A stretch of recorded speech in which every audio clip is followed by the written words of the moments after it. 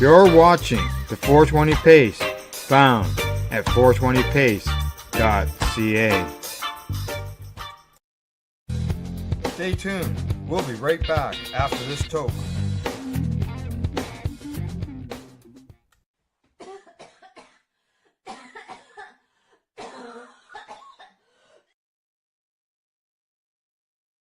You're listening to the Pace Radio Network here at paceradio.net. The views expressed by the individuals during this broadcast are their own opinions, and they may not be the same as those of their group or other organizations they may be involved with. All medical advice during our broadcast is not a medical opinion and should be checked with your medical physician.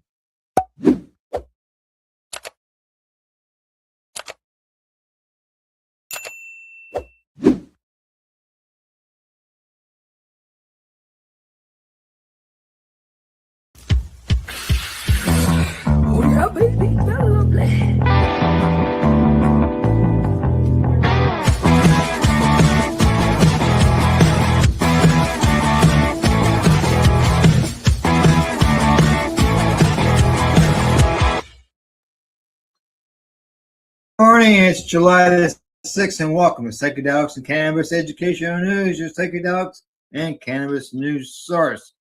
Good morning, Rev Cindy. How are you doing on this fine Monday morning? Good morning, Al. I'm doing well. How about yourself? Not too bad. Not too bad. You know, I can't complain. I'm sure you know how I feel. Mm-hmm. Yeah. So, how was your weekend? The weekend was pretty amazing, actually. Of course, started on Friday night with the movie that the Nova Scotia Psychedelic Society put on. Yeah, so that was pretty amazing. And we had a really great turnout. The board or the panel was really awesome. I got to sit on it. But we'll talk about more about that at the end of the show. Okay, that sounds good. Talking about show, what we got today? We got 8 stories as usual. I got to remind everybody, like and share the program. Facebook sent me another notice. We're sorry, but you're no longer recommended. Yeah. What about your weekend now? I didn't get a chance to ask you about your weekend. My weekend? Let's see. What did I do? Well, on Saturday, we went to the Chrome on the Canal, which is a massive bike and car show in Campbellford. And just as we got there, the skies opened up and just come down and pouring rain. People were heading to wherever for cover. And I never got to see any cars. Oh, Well, I shouldn't really say that. I got to see cars because some people left because it was just pouring rain so hard, and so you see cars leave.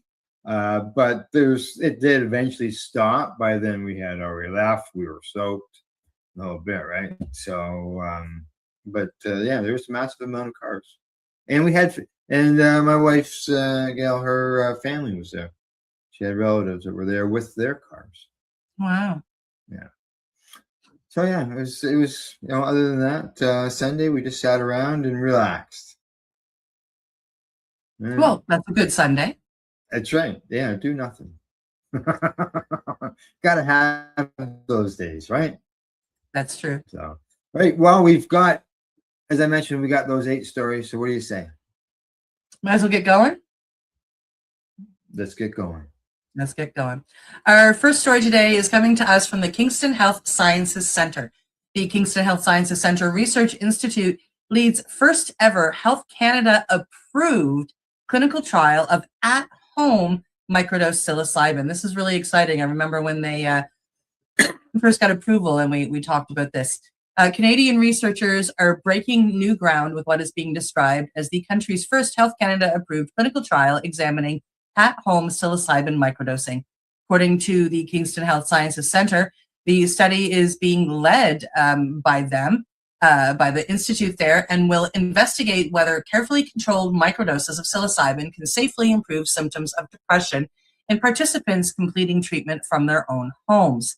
The trial marks an important milestone because most psychedelic research to date has been focused on larger supervised doses administered in clinical settings. By contrast, this study is designed to examine the potential benefits of safety of repeated low doses, commonly known as microdosing, using a rigorous scientific protocol. Researchers hope the study will provide much needed evidence surrounding a practice that has become increasingly popular despite limited clinical data. While many people report improvements in mood, creativity, focus, and emotional well-being from microdosing, scientists have repeatedly emphasized that controlled research has struggled to keep pace with public interest.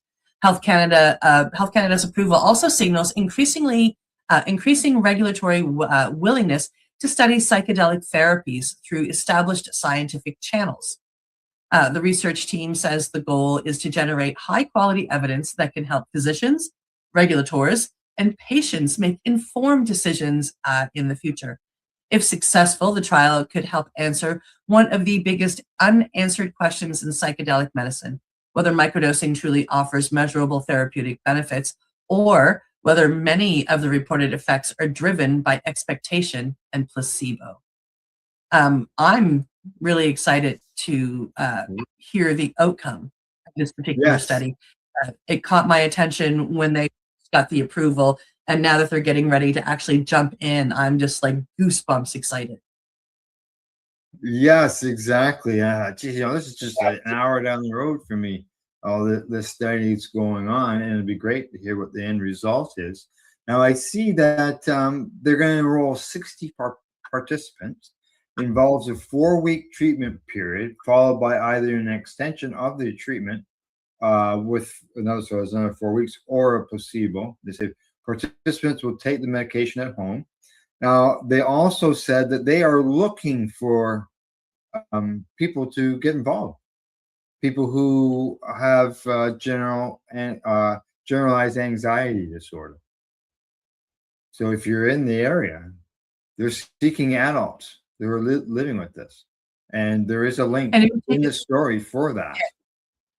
Yeah, that's what I was just about to say. If you take a look at the story, there is a link that you can just click on to contact them about participation. And the link, just so you know, the story itself is on the Psychedelics and Cannabis Educational News Facebook page. If you're interested in wanting to get involved and you don't know where that is, just send us a message and we'll send you the link. Absolutely. All right, that's great. I think it's fantastic. And as I mentioned before, I look forward to the results. So anything else on that? I think we're good. All right. From there, we're going to move on to the next story. This one here, it is coming to us from the International Cannabis Business Conference. Headline says global market for cannabis vape products is increasing. Now, according to the writer, he says that he'll never forget the first time they used cannabis vape pen cartridge. It was over 15 years ago when he was attending a cannabis industry event in Colorado, and it blew his mind. He said, "How convenient was this?" The vape pen cartridges were not nearly as common back then, but as they are today. But he says that he knows that for the first time since trying one all of these years ago, that vape pen cartridges would eventually become a top cannabis product in every legal cannabis market. And that's happening here as well in Canada.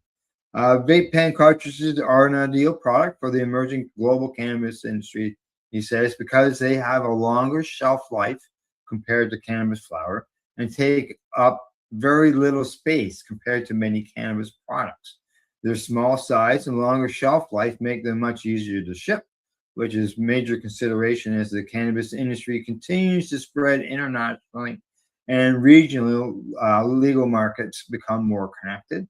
And in a recent newsletter, cannabis industry company Canna Monitor highlighted the increasing global market of cannabis vape pens and below is some data on that. And they said that in California, vapes finished the 2025 year ahead of flower. National U.S. vape is now a $7.7 billion category. U.S. vapes average a price of a little under $22 a gram. In Canada, it's a little more costly. You're looking at more like $34 a gram. They say Australia. They've got a lot of SKUs, but not seeing the actual number of that here in the report. But they do say that Canada leads with 49% of SKUs, followed by local products. The United Kingdom is dominated by Canadian 510 cartridges, ahead of South Africa and let's see what else they got here. Germany stands thin. They say the entire range leans on certain suppliers. Let's see what else they got in here. They say in Australia, 8% of the vapes are formulated with a minor cannabinoid, 82% of which have CBG in them, which I don't see that a lot here, but I know it's getting more out there. And they say as the medical and adult use cannabis industry continues to spread around the world, the cannabis vape sector will continue to increase in size and scope for the foreseeable future. Many patients and consumers prefer vape products due to convenience and other considerations. And Cindy, I agree that the convenience, it's like pre-rolls. It's the convenience. It's ready to go. Vape pens they're ready to go. Yep. There's no mess. Now, I don't know about the environmental end of the cartridge. Right? Yeah. I mean, like there's, when you read this story, I mean, I giggled when you were reading it simply because, like, I mean, I remember when we were making our own vape cartridges. It's like it was the big thing to try and find empty carts and create your own. And we used nicotine vapes and nicotine cartridges, like because you could get them empty to refill. And I remember going through that whole process with vegetable glycerin and now it's a different product that's being vaped because it doesn't have the vegetable. Yeah, it's propanol glycol is what they were worried that was causing the popcorn lung. So we've I pay attention. I don't even see cannabis vape products anymore with that in it. Since they've learned. Yeah, like a lot of it's live resin. It's pure cannabis. There's no additives added to it. Live resin's a big one to have thrown in these. So they're great and they are convenient. The only thing I don't like about some of the modern ones is they add these extra terpenes. So they'll take a strawberry and yank the terpenes out of the strawberry and throw it in. Right. And it's just really, There's the added botanicals, and then there's the second one, the added flavor agents. When it just says that to me, I'm going, like it's not even a terpene. It's a flavor. No.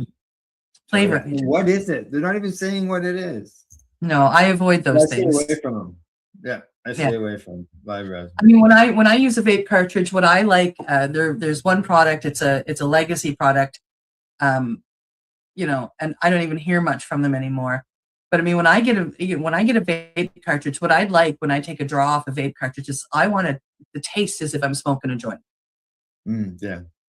So, I mean, this is comatose. So when I take a draw off this, I mean, I can taste the cannabis the way it's supposed to be tasted. Yeah. Instead of something that tastes like perfume. Yeah. Or, fuzzy peach rings or something. Yeah, I know what you mean. All right, from vape carts, what's next? Oh, I'm interested in this story. This is coming to us from Ganjapreneur. The DEA argues in favor of moving cannabis to Schedule 3. Well, I'm excited to read this. Let's see what it says. In a development few, I'm one of the few, would have, I'm not one of the few, I should say, in a development few would have predicted just a few years ago, just even a few weeks ago, a few days ago, the U.S. Drug Enforcement Administration is now formally defending the proposal to move cannabis from Schedule 1 to Schedule 3 under federal law. According to Ganjapreneur, the DEA has filed legal arguments supporting the rescheduling proposal as part of the ongoing administrative hearing process. The move follows recommendations from the U.S. Department of Health and Human Services, which concluded that cannabis has accepted medical uses and should no longer remain in the country's most restrictive drug classification. If adopted, Schedule 3 status would not legalize cannabis federally, nor would it create recreational access. However, it would represent the most significant federal policy shift since cannabis was classified under the Controlled Substances Act more than 50 years ago. Yeah, almost 55 years ago. Rescheduling could dramatically affect medical research by reducing regulatory barriers that have long slowed scientific studies.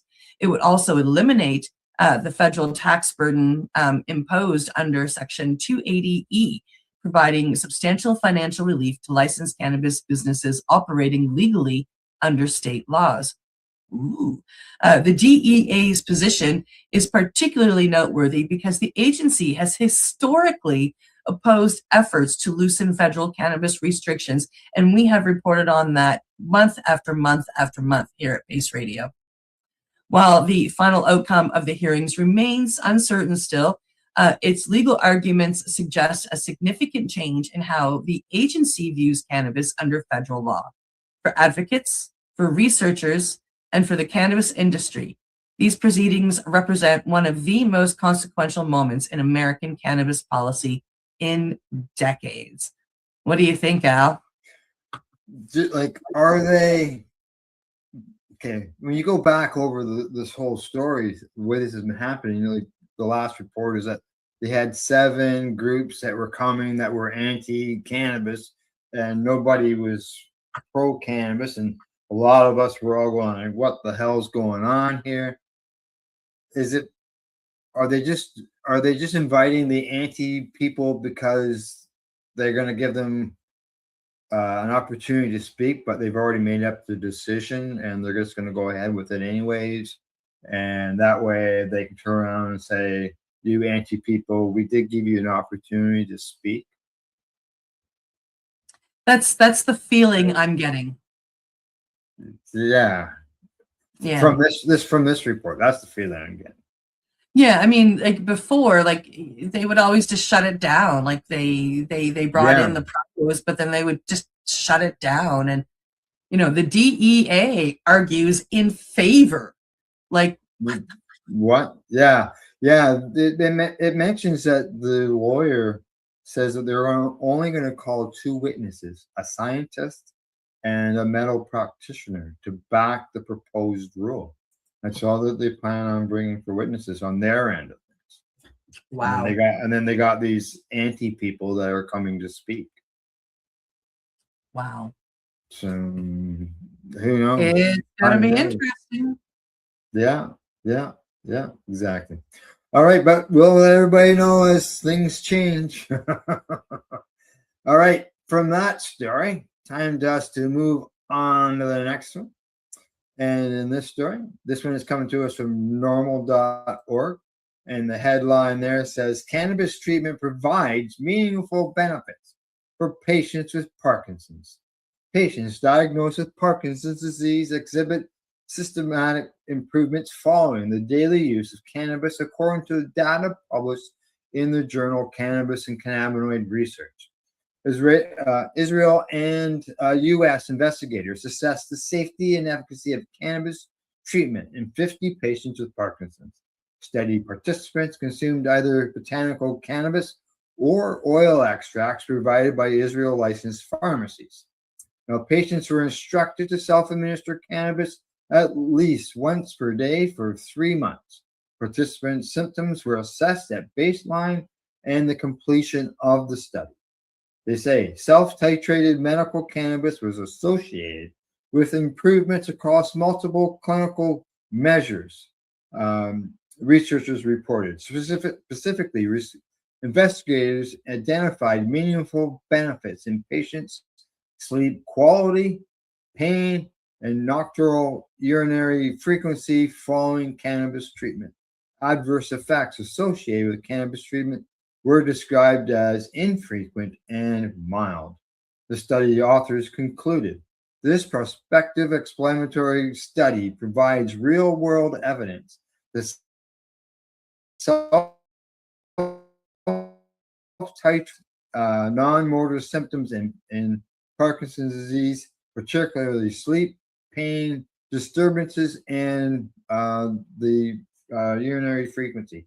They say future studies should include standardized dosing protocols, pharmacokinetic monitoring, and longer follow-up to define dose response relationships and durable benefit.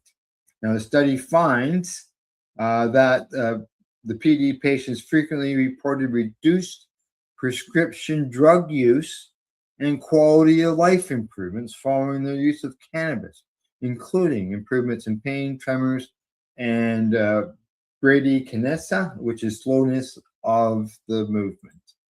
Yet again, here we go. More studies that showing benefits of cannabis, and I believe the two of us have been involved with somebody we've known that was dealing with Parkinson's disease and using cannabis. Yes. Yeah. And of course, there's a very famous Canadian that uses cannabis to control his Parkinson's disease, and that's Michael J. Fox. Correct. So, I mean, he's been very loud about his journey and what he's gone through. And there was a time that he thought he would never return to work, and he just finished, producing a movie. I mean, he came back with a bang. So, cannabis works. And my friend, he discovered cannabis. He's a veteran. I can't say he was. He's still with us. He's a veteran, and he'd wake up in the morning, as his cannabis was wearing off, and he'd be shaking, and he'd have a lot of the symptoms. And to watch him eat a cookie, and 20 minutes later be just as steady as you or I was just. It was like watching a miracle every morning. Yeah, I know a patient who started to shave again. The family member couldn't believe that they'd seen their dad shaving because he hadn't done it. Yeah. So it can make a difference. Yeah, huge difference. Yeah, exactly. All right. Nothing more on that. Any more questions? I think we're good. No, we're good. Okay, time for us to take a break. 3 minutes is normal. We'll see you shortly. You're watching Psychedelics Cannabis Educational News here at paceradio.net and 420pace.ca. We are people advocating cannabis education here at paceradio.net. Limestone City Hydroponics is Kingston, Ontario's hydroponics shop. Take your growing to the next level and create the optimal environment with a tent kit, or maximize your yield with an ebb and flow flood table kit. Either way, Limestone City Hydroponics has more sizes and options to fit your needs. Are you looking for the power of the sun that adapts to your budget? Then look no further, as they have professional grow lighting. They have indoor grow systems that are easy and cost effective, with many options to fit your living space and lifestyle. Cultivate your growing potential. We have everything you need to succeed. And if you can't make it to the store, they offer local delivery to the greater Kingston area. Remember, when you're looking for experts to help you grow, then look no further than the locally owned Limestone City Hydroponics, 105 Sunderland Drive in Kingston, Ontario. Call them at 613-548-0420. Rerolled Saturdays. Check it out. Nothing but non-stop cannabis and psychedelic programming. Find it at 420pace.ca. Enjoy the buzz of legalization with Campbellford Lifestyle Shop. From lights to plant nutrients, books, consumption accessories, and more. We've got all your basics to grow or consume cannabis. Visit our info center or take a look at our piercing services and body jewelry, now available in-store through Campbellford Lifestyle Shop, 17 Bridge Street West, Campbellford. Are you looking to get your medical cannabis grow license? Limestone City Hydroponics can help patients through the process of obtaining their license to grow medical cannabis. What's that? You don't have a doctor. If you meet the medical criteria, Limestone City Hydroponics has a nurse practitioner who can assess and provide medical cannabis prescriptions. What are you waiting for? Contact Limestone City Hydroponics at limestonecityhydroponics.ca or call them at 613-548-0420. PACE Radio is the People Advocating Cannabis Education Radio Network.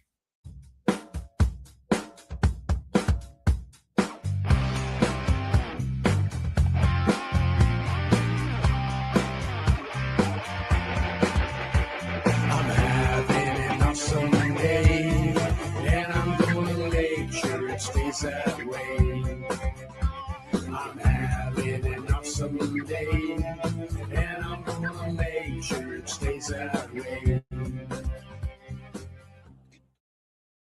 You're listening to the Pace Radio Network here at paceradio.net. And you're watching Psychedelics and Cannabis Educational News. Well, Cindy, we've had 4 stories already today. We got 4 more to go. We're going to be talking about, we're going to head to Europe. We got some drug report coming up. We're going to go to the Cayman Islands as well on this next trip. So let's get at her. Let's get at her.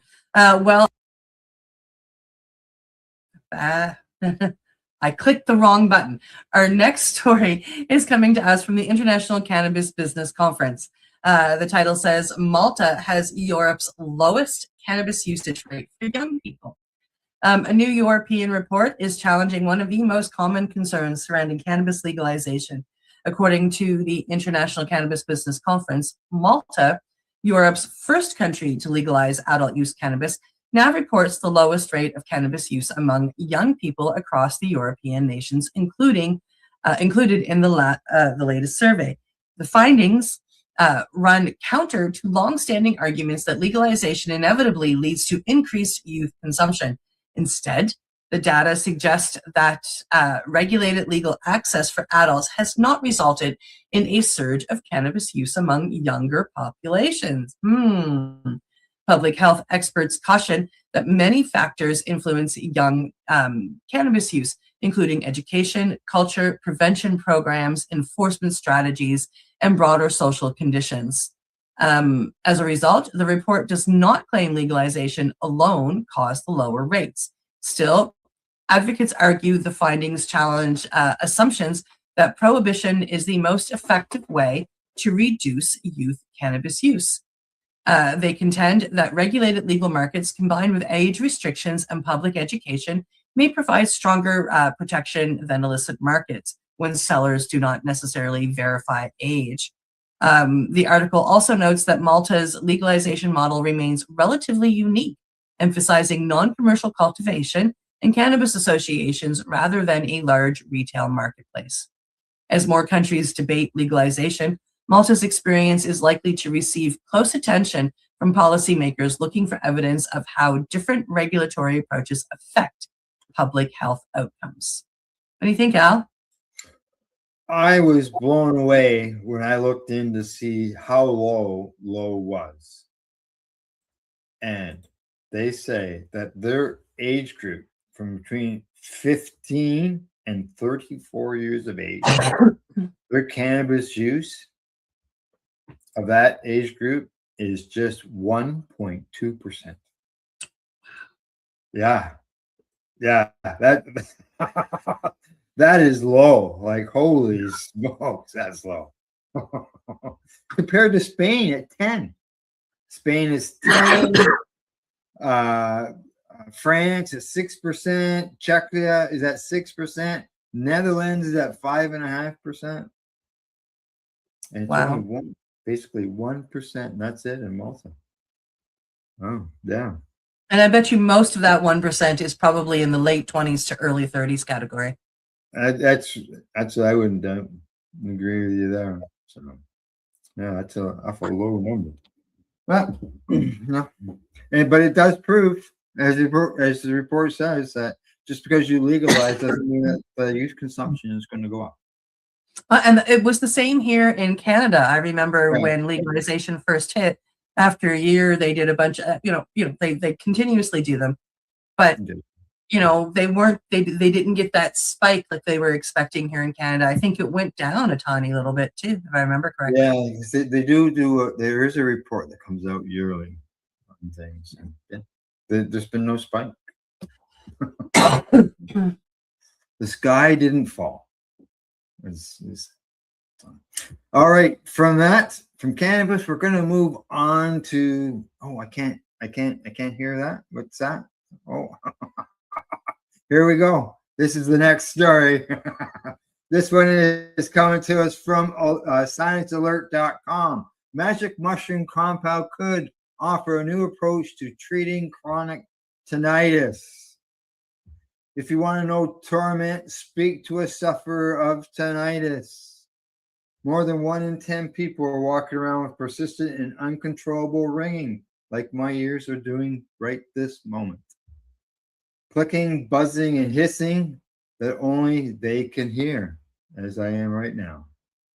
And to no reliable treatment to help them switch it off. Correct.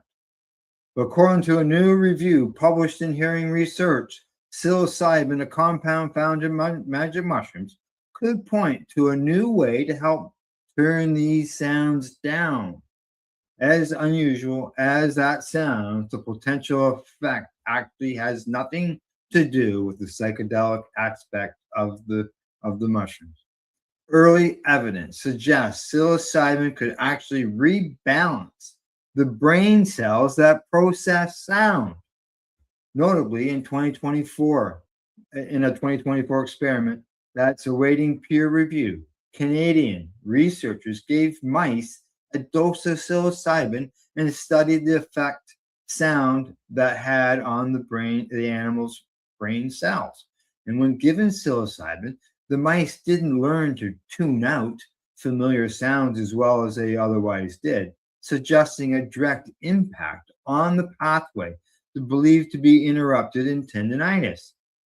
They say, with further research, influences of psychedelics on sensory representations could be harnessed to target maladaptive sensory processing in conditions such as tinnitus. The researchers write in their preprint paper on BioRex, they say that, but before we get ahead of ourselves, let's take a step back and look at what we know about tendinitis so far. While the condition remains a mystery with no direct treatments available, scientists have evidence that the problem isn't in the ear, but it's in the brain. Research has shown that tendinitis has important links to sleep and the neurotransmitter serotonin, which is better known for its role in regulating mood. Our present understanding of tendinitis is that somehow in those with the condition, the brain gets stuck perceiving a phantom sound as new and important rather than learning to tune it out. This brings us back to the mouse study in Canada, where researchers at McGill University showed psilocybin impacted the same pathway in the brain. But in this case, psilocybin stopped the brain from doing what scientists called habitation, where the brain files something away as background noise and no longer pays attention to it. Instead, in mice genetically engineered to have their neurons light up when active under a special microscope, the researchers observed psilocybin preventing that inhibition from happening. And when dosed with psilocybin, the mice kept hearing every sound as if for the first time, and their sensitivity to low intensity sounds remained high. Whereas when the mice received only saline as a control, their brains filtered out repeated sounds and became less attentive to them. But here's an important note. There was no evidence that psilocybin was causing wider impacts on sound processing. The psychedelics didn't appear to be rewiring sound processing pathways to the brain, but rather had an impact or had an effect on which sounds the brain filters out or pays attention to. Of course, this is just one study in mice, and it's yet to be peer-reviewed, but it's a link worth exploring further, according to a recent review published in the journal Hearing Research that looked at dozens of papers to assess psilocybin's potential impact on tinnitus symptoms. And if it can help, hey, because I know I've got it. You know, I've been. Oh, me too. Yeah, I've been diagnosed with it, and there's no cure. You know, they suggest turning up the music. Yep. So that you drowned out the sound. You know, maybe that's why some occupy your brain with something else. It's the same as going to bed. Like they recommend playing music or having a TV on, or even just having white noise in the background to distract your brain from the ringing in the ears. Yeah, well, that's what we do. I have something going every night. Our TV automatically shuts off. So same. Yeah, So Same. it comes in. Now I'm gonna start paying more attention on microdose days or macrodose days to what goes on with my tinnitus. Yeah, good idea. Just keep track of it and see, because that's just the one study with one mite. Couple of mice here in Canada, and it takes something like that to get the ball rolling. Yes. So, Yes. alrighty, Alrighty. let's head off to the UN and see what they have. Let's head off to the UN. This story caught my eye when I was going through stories last night. So this is coming to us once again from the International Cannabis Business Conference. And the title says, UN Drug Report highlights how ineffective cannabis prohibition is. A new analysis of the latest United Nations World Drug Report is renewing debate over whether decades of global cannabis prohibition have achieved their intended goals. According to the International Cannabis Business Conference, the report shows cannabis remains the most widely used illicit drug in the world, despite generations of criminal enforcement, international treaties, and prohibition policies aimed at reducing supply and demand. It's a weed, it's going to grow. The article argues that the continued prevalence of cannabis demonstrates the limitations of prohibition-based approaches, despite billions of dollars spent on enforcement and millions of arrests worldwide and deaths over the past several decades. Cannabis remains readily available in virtually every region of the globe. Rather than showing significant declines in use, the report documents continued demand alongside the expansion of both legal and illicit or legacy cannabis markets. As more countries adopt medical cannabis programs and some move towards adult use legalization, governments are increasingly reassessing policies that have remained largely unchanged for decades. The article also notes that prohibition has often produced unintended consequences, including the growth of illicit markets, organized crime involvement, and criminal records for individuals whose offenses involved cannabis possession rather than violent crime. Advocates quoted in the piece argue that the data reinforces what many reformers have said for years. Prohibition has not eliminated cannabis. It has simply shaped how and where it is produced, sold, and consumed. While opinions differ on what the ideal cannabis policy should be, the report raises an important question for governments around the world. If the primary goal of prohibition was to stop cannabis use, then after more than half a century, isn't it time to honestly evaluate whether that strategy has accomplished what it has set out to do? What do you think, Al? Makes sense to me, and obviously it has been a failure. Obviously, numbers are going up. People are using it for medical purposes. It's helping people get a better quality of life. And you look at, if they're worried about what kind of damage cannabis can do to society, they say that there's 2.3 billion people who consume alcohol. More than 3 million people die a year from alcohol-related causes. And then they say alcohol causes more than 5% of the global disease burden. And tobacco, they say 1.2 billion people smoke tobacco, and it's responsible for 7 million deaths annually. Never mind the long-term suffering of tobacco-related diseases. But yet cannabis is basically still globally illegal other than a handful of countries. Like, it just doesn't make sense to me. And not just illegal, but there are those countries that kill people for it. Correct. Death sentences. And in those countries, let's just note, people are still finding ways to use this. Yeah. Because it makes a difference. It saves lives. It helps, fight depression and anxiety and pain. So people are finding ways. Exactly. Yep. So, all righty. From that, anything else? I don't think so. Okay. From that, we're going to move on to our last story of the day. And this is coming to us from Marijuana Moment. And the headline on it says Cayman Islands Government Commission lays out options for cannabis reform following voters' passage of decriminalization reform. Officials in the Cayman Islands have published a report on options for cannabis reform following voters' approval last year of a referendum supporting cannabis decriminalization. The self-governing British Territories Law Reform Commission on Wednesday issued a discussion paper titled Cannabis Reform Options for the Harm Minimalization Framework. And they are accepting public comments on its findings through to September the 1st.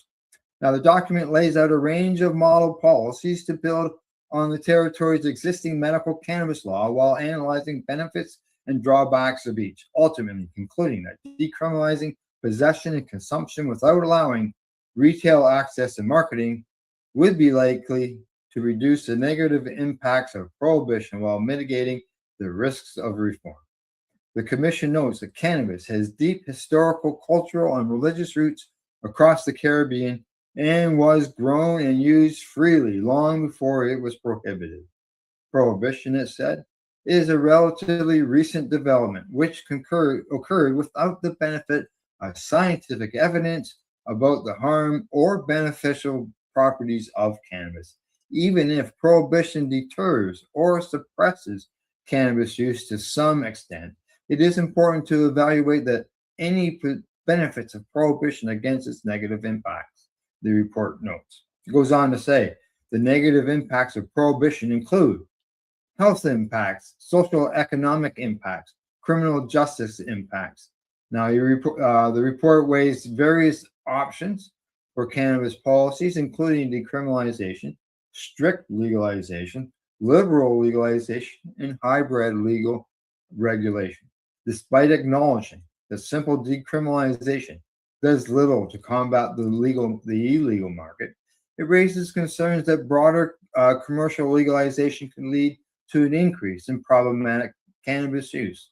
They say, accordingly, the Commission holds the view that any reform should be limited to decriminalizing the consumption and possession of small amounts of cannabis, while the importation, production, distribution, and sale of cannabis should remain illegal, the report concludes. It also says, however, that the Commission does not discount the possibility of developing a legal supply model at some point in the future, saying that for now it is recommending a cautious, incremental approach to reform focused on harm minimization.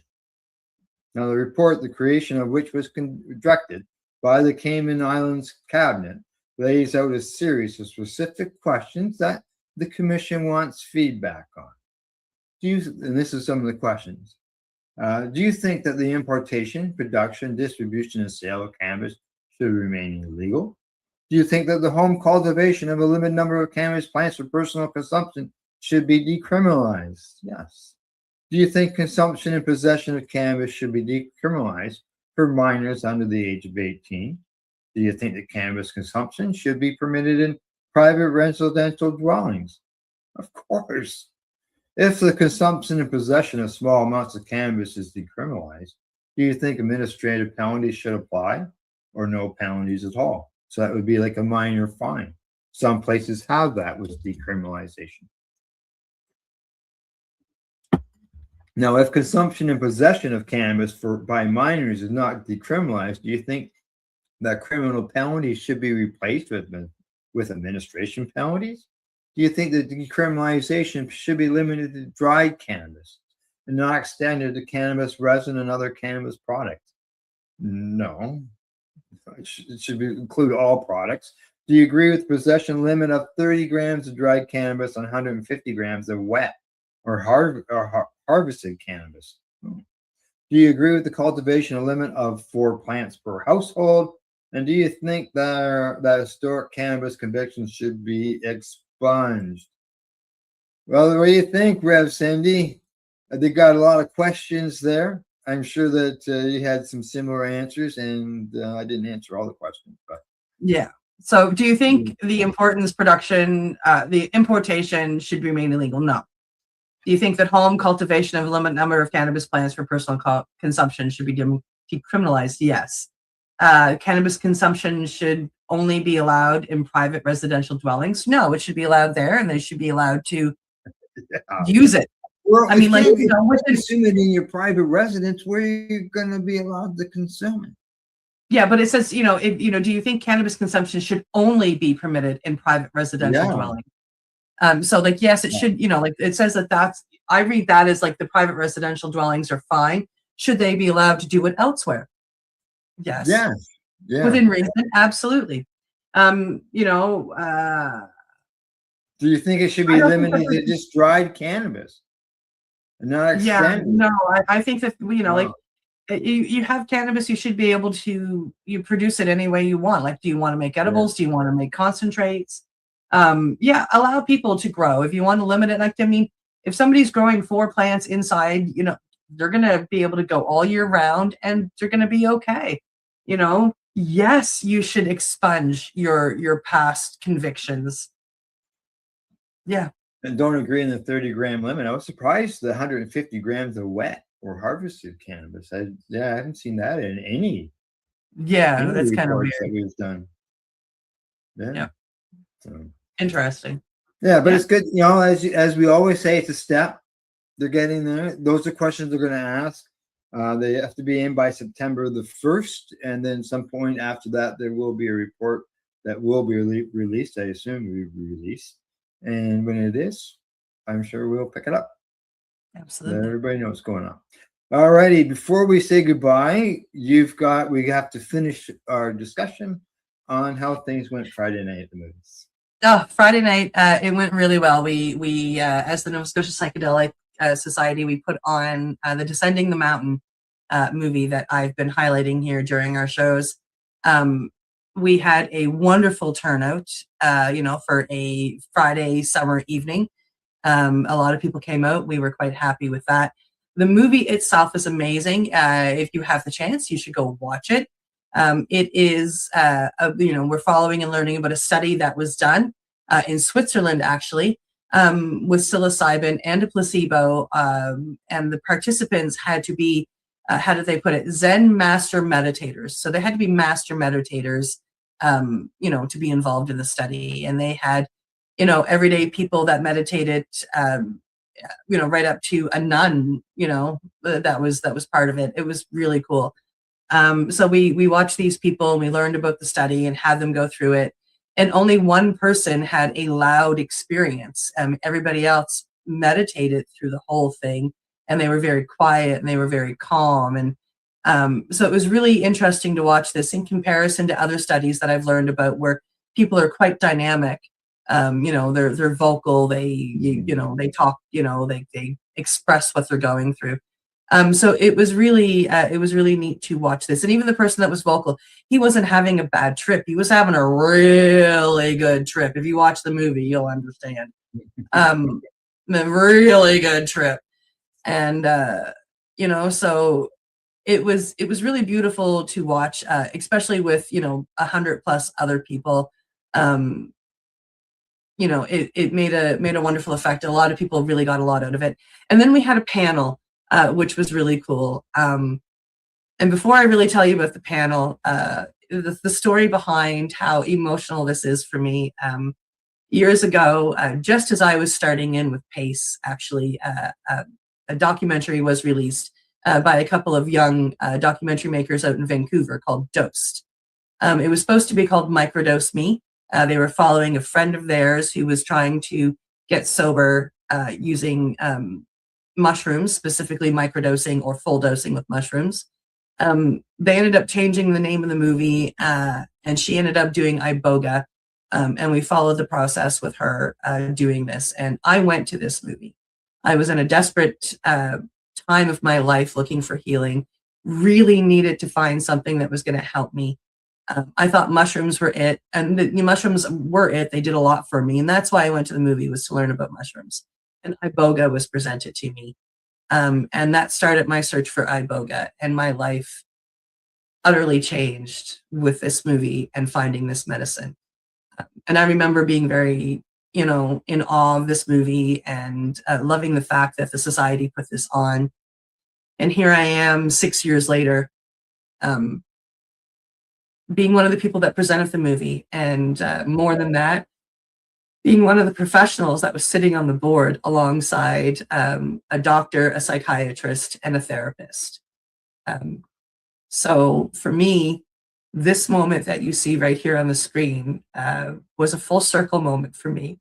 It was very emotional. I'm the one speaking in this picture, and the other 4 gentlemen on the board, or on the panel, sorry, are watching me intently and listening to me. And this was just so huge for me. It was a very big moment. And I'm really excited that Al's given me a moment to tell my story and to share this picture. Oh, look, I'm getting emotional. I tried not to. So it was an honor to sit on this panel and answer questions alongside the 3 gentlemen to my left. The gentleman to my right, or as you're looking at it, to the left, that's T.R. Appleby, and he is one of the co-founders of the Nova Scotia Psychedelic Society. And he was emceeing the event, as well as, giving his answers to the questions, sitting on the panel. So it was a spectacular, magical evening. 100+ people sitting there, an amazing panel, wonderful answers, wonderful questions, and a moment that will live in my memory forever. As you said, it is a complete turnaround. You went there seeking answers to help you.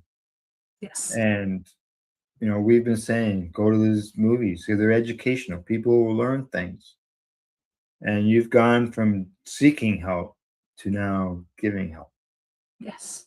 That's what it led me to, is not just my own healing, but education, so I can reach my hand out and help other people with their healing. Exactly. Yeah. And knowing that you're making a difference. Yeah. Is huge. So I know it makes a difference because it made a difference in me.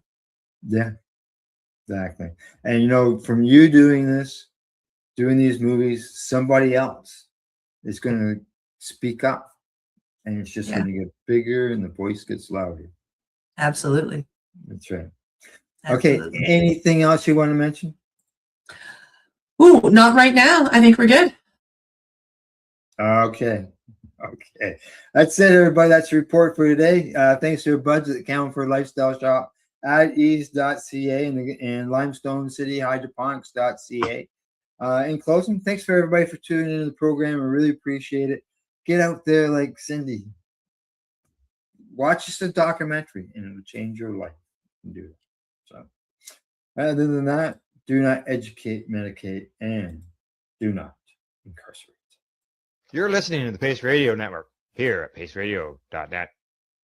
The opinions of the individuals during this broadcast are their own and may not be the opinions of their group or other organizations they may be involved with.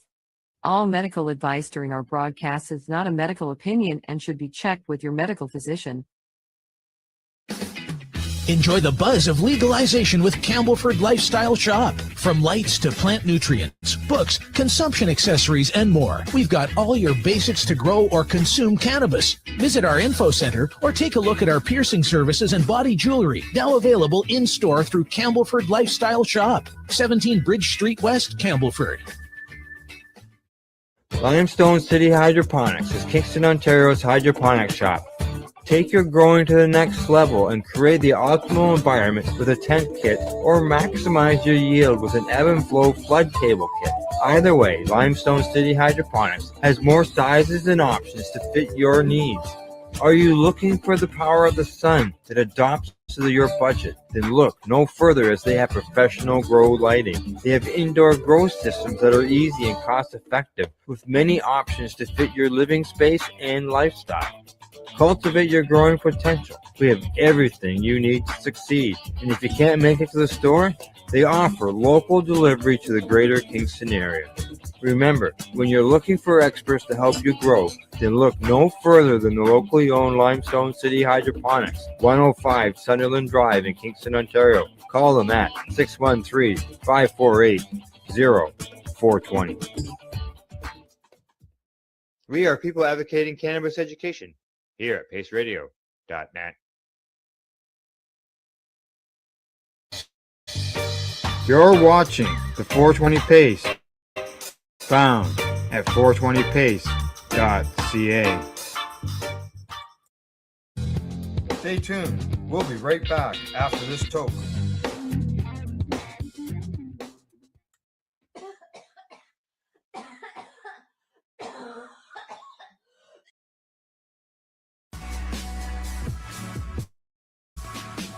Tune in Fridays at 7 p.m. Eastern Time on 420radio.ca.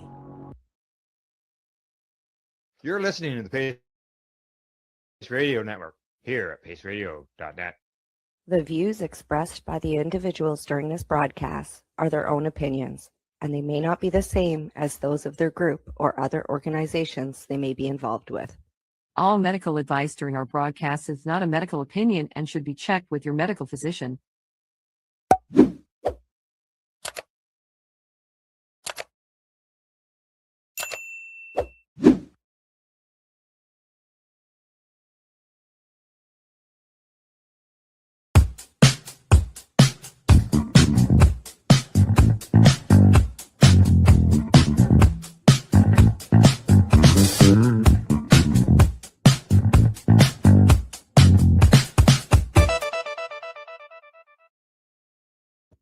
Good day and welcome to the Mushy Moment with myself and my awesome co-host, Reverend Cindy. We're live today on Tuesday, December 3rd. Holy crap, the countdown's coming. Hope all you got your Christmas shoplifting done. We're here on 2024 on paceradio.net, and we stream everywhere.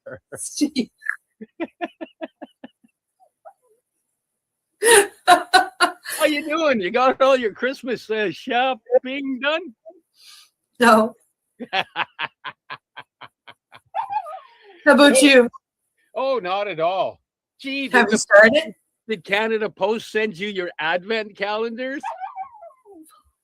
You want to know what's really bad? Is they got in one day. And they got in I can't remember what day the Canada Post strike started. Was it a Thursday or something? So Wednesday, I got the notification that there was a card left there for me. And before I could make it down there to get them, they went on strike. Yeah. Well, we'll leave that conversation alone. Yeah, it just cost me triple the price to send a bunch of stuff out for people. It was kind of annoying. Unbelievable. Yeah, what it's done. I can be I've got a couple of advent calendars, and actually one of the companies that I ordered from was really amazing. Angel, buy the jump-ins. She knows that we're live, so she's being bad. And they called and they said, hey, due to the strike, this isn't going to make it to you. So we're going to put something out. We're going to call it back, and we're just going to send you a new one via courier. What's your home address? Nice. So yeah, that was pretty awesome. So I'll have one gift and my dad's advent calendar and mine, which is of course mine's full of weed. Sitting in the post office until they decide they're coming back to work. Well, you'll probably have a great gift for New Year's. I don't know if you can hear. Chica's sitting in the front window there, and apparently, if anybody goes walking by, she's going to talk to them. So you may hear a little bit of yiping and yapping, and it's all good. It's all good. Chica's a sweetheart. So today we have a pretty cool guest. Actually, when I read his bio, Steve just looked at me and he goes, "So you're telling me that we've got a guest that just kicks ass then?" And I'm like, yeah, we got a kick-ass guest today.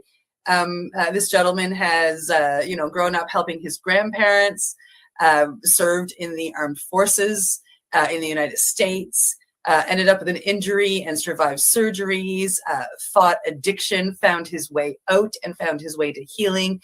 And now he works hard to help others be able to find the same healing. It's pretty awesome. And when we were talking before the show, I found out that his ancestors actually came to the Americas via Nova Scotia.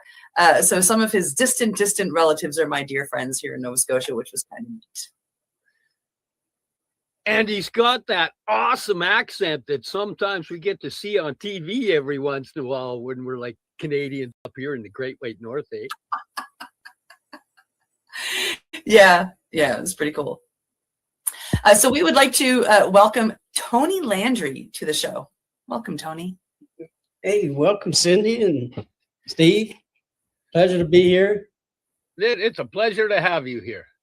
Yeah. The backstage talk before the show was pretty awesome. I enjoyed it.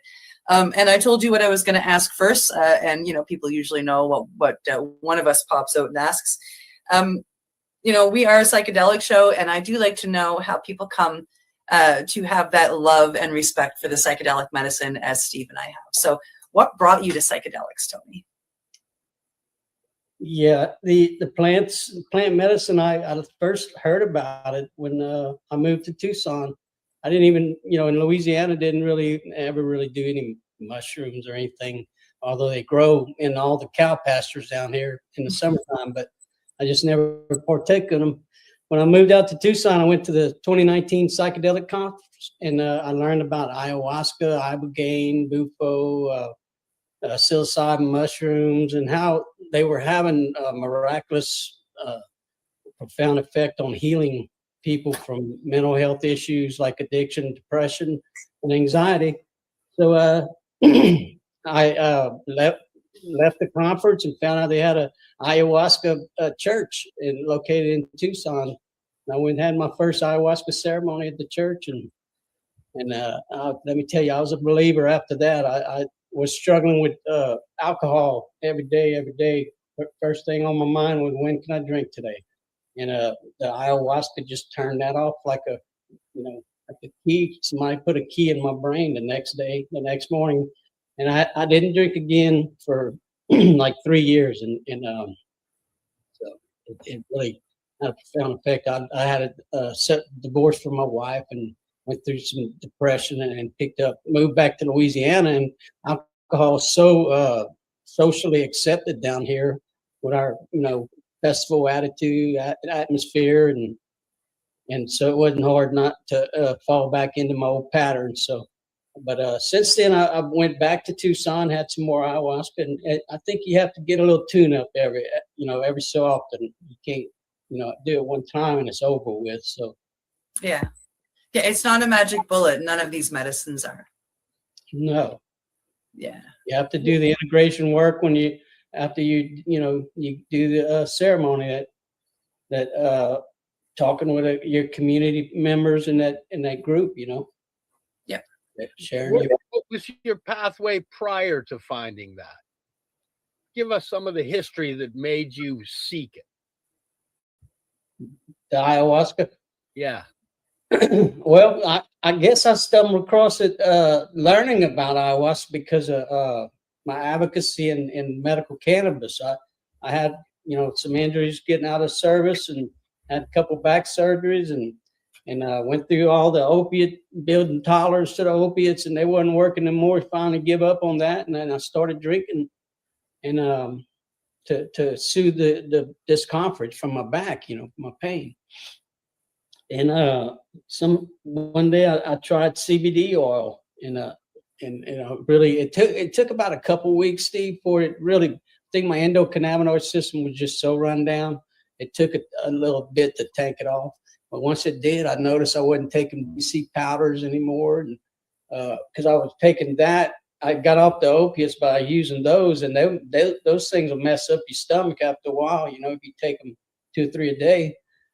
So when I got on the CBD, after a while, I'd wash my clothes and I'd find them in the laundry, the aspirin. I was like, wow, what's this stuff really helping? I'm not taking these aspirin all the time. And so I started the group, Louisiana Veterans for Medical Cannabis, and got some rallies at the Capitol. I think we've had at least 4 rallies on opening day of the legislative session. But back then, I had an opportunity to move to Tucson. So back in 2018, we got a chronic pain bill and a PTSD bill added to our medical cannabis program. So after that, the program really took off and got started. Before that, since 2015, we had the legislation in place, and then it was supposed to be prescribed. The original legislation said the doctor could prescribe it, so they had to come back the next year and change to recommend. It's just one thing after another. But it took till 2019 before they actually have product down here on the shelf through the dispensaries.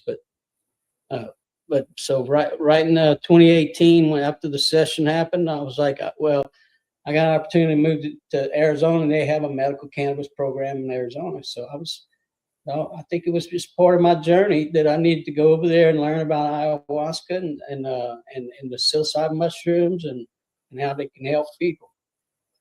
Yeah. Yeah, they really can. Yeah.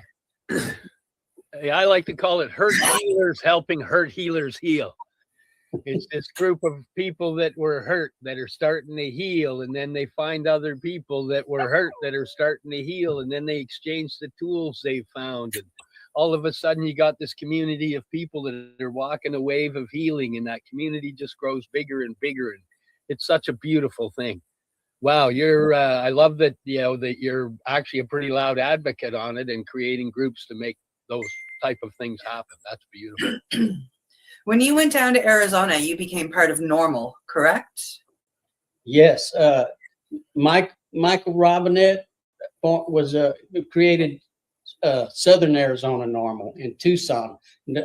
Phoenix had a chapter of NORML that did a lot of work over there in Phoenix, but he and I lived in Tucson. So he said, well, Tony, you want to, because when I got to Arizona, I went straight to the capital and started working down there. But I was known for my work in Louisiana by, the advocates in NORML from Phoenix. So, and then Mike was involved with them. So when he wanted to start the Tucson chapter, I said, let's do it. So we had several meetings, and then there's Tucson Psychedelic Society that we had several meetings there, and then they would bring in speakers like psilocybin, or plant medicine speakers, and ayahuasca, and people would come to the state, the county legislative office. I can't speak. The county administration, they let us use their building, and that's where I learned how to grow mushrooms, because there was a group there that we grew oyster mushrooms, and it got me to start this group in Louisiana, the Swamp Spore Society. So now we grow an oyster mushrooms at the library here in Lafayette, Louisiana. And if somebody once they get the knowledge, they can grow whatever mushroom they want, once they learn to grow it. Yep. Lion's mane. Going with lion's mane. I think it's amazing that you're doing this, not just with gourmet mushrooms, as you called them, but the psilocybin mushrooms. I think it's amazing that you're down at your local library teaching people how to grow magic mushrooms. Like the teenager in me is going, yeah, that's amazing. Well, now I will bring, we grow oysters at the library, because anyway, Louisiana has a special law that allows for us to grow psilocybe mushroom, but I don't want to bring them to the library because everybody hears mushroom, automatically they think it's poison or something like that. They don't know anything about it. So I figure, well, once everybody learns how to grow the oysters, then they can go home and do what they want, because you can get the spores in 48 states down here, including Louisiana. And then we've got the law. I carry our law around with me. It's Louisiana. Nice. Carried in this is my little mushroom Bible. Got all my recipes for my grain jars and the substrate, everything like that. I carry that with me in my, when I go teach them at the Swamp Spore. And I said, well, look, got a clause in here that says we can grow psilocybe mushrooms in Louisiana. But I said, what's going to get you hemmed up is if you go and put them in some chocolate boards and go try and, distribute them and stuff. But I said, as long as they're dried mushrooms in a glass jar, you can harvest it. The law allows you to harvest, everything. So, because we got ayahuasca on that list, it's 38 plants, hallucinogenic plants, ayahuasca we can actually grow in Louisiana. And yes, it's too many plants to list, but most of them are found in flower beds and little gardens and stuff in front of people's houses. And they don't even know they're hallucinogenic, but they are. Yeah. Yeah. So you can grow the vines that they use to create ayahuasca in your estate. Yes, ma'am. Yes, ma'am. It's on that list. Like I said, it's like 40 plants, 38, 39 or 40. Wow. And one of the plants is the Mimosa hostilis tree, which grows wild down here. They got one in the backyard right here at a neighbor's house. They got a big old mimosa tree. And you can take the pink flowers off the mimosa tree and collect them and put them in a jar with some Everclear in it, some alcohol, and put it up in the cabinet for 30 days. And it's a nice, relaxing tincture. And the root bark of that tree, you can extract through with naphtha and some chemical process. I don't know the recipe, but it's on YouTube. You can pull it up on YouTube and order the root bark. The indigenous tribes use it to dye clothes. It's got red color to it. But you do use extraction on the tabletop, and you got DMT. So I mean, there's a lot of medicine that you need the knowledge. You need to educate the public about how to use these plants instead of making them illegal. Then they don't know nothing about it. How to take the setting and everything. When you use them, you should be in certain set, and you're not upset about that. You should have set intentions that you want to work on this problem. So you're already building that highway around the trauma before you go in, and then when you go in, you have the neurogenesis and all the stuff happening with the medicine, and then the integration afterward. We need a whole system of people trained in all that so that people have somewhere to go and use the medicine. And the integration after. And the That's one of integration. the things that Cindy and I are. It's actually easier to get integration coaches than it is to get facilitators, at least here in Canada. I've got 2 websites that, your dog whined and I looked at mine. I was given a second one today, but I've got 2 websites that have a list of, integration coaches or specialists that are coast to coast here in Canada. And there's a lot of them. I'm just sending out letters to all of them so I can get them in a Rolodex and, for my own practice. But try to find a ayahuasca facilitator or an iboga facilitator or a 5-MeO facilitator. Unless you're in the community, which is still less than 3% of the population, there's nobody. People the only reason people know what I'm doing is because I'm being loud on social media. I've shared my certificates and what I've learned and what I do. And I am open to taking clients through that, advertising, for lack of a better word. But, unless you're friends with me, you don't see that, and that's the same way with a lot of other facilitators. The walls are up all the way around it because of legalities, for one, social stigma for another. Because even when, and I use the word when, because I truly believe it's going to happen in both of our countries, when United States federally decriminalizes or reschedules cannabis, and when both countries legalize, decriminalize, or reschedule psilocybin, the stigma is still going to be there. We're still going to have to fight, that crazy stoner, or look at that old, screwed up hippie, all stoned on mushrooms, blah, blah, blah, blah, blah. So that stigma is still there for us to fight. And we can't do that unless we take down those walls. And we need people like the 3 of us to help do that. And then I think more people are going to come along. More people are going to learn, and more people are going to have reverence, and more people are going to understand set and setting. And they're going to take that ceremony and that reverence that they're learning through these beautiful medicines, and they're going to take it and they're going to put it into their own life. So when they sit, and I think this is where prayer over our meal comes from. They're going to say thank you for their food, because that isn't a ceremony in and of itself. When you're sitting there eating good, healthy food, we should give a thanks. I mean, my ancestors, being Cree, used to throw tobacco down every time they received something amazing, a good meal. Thank you, ancestors. And I think getting back into the reverence is very important for us all. Yeah, that's beautiful. I apologize. No, that's good. I agree 100%. You know, the ancestors had a lot of answers to our problems today, and they don't. You know, the drug war is not saving lives. I mean, more and more people. No, the drugs are winning. Yeah, yeah. So we need to pull back these ancestral practices of using plant medicine to deal with this mental health issue. I have to agree because it's been magic. It's been magic for myself, and you know, my history was a lot of medications, which medications, they don't lie. Medications are made to medicate. They're not called healications. They're called medications. And, you know, in the history of my study, most medications up until, you know, the last 15 years, most medications were found in a plant.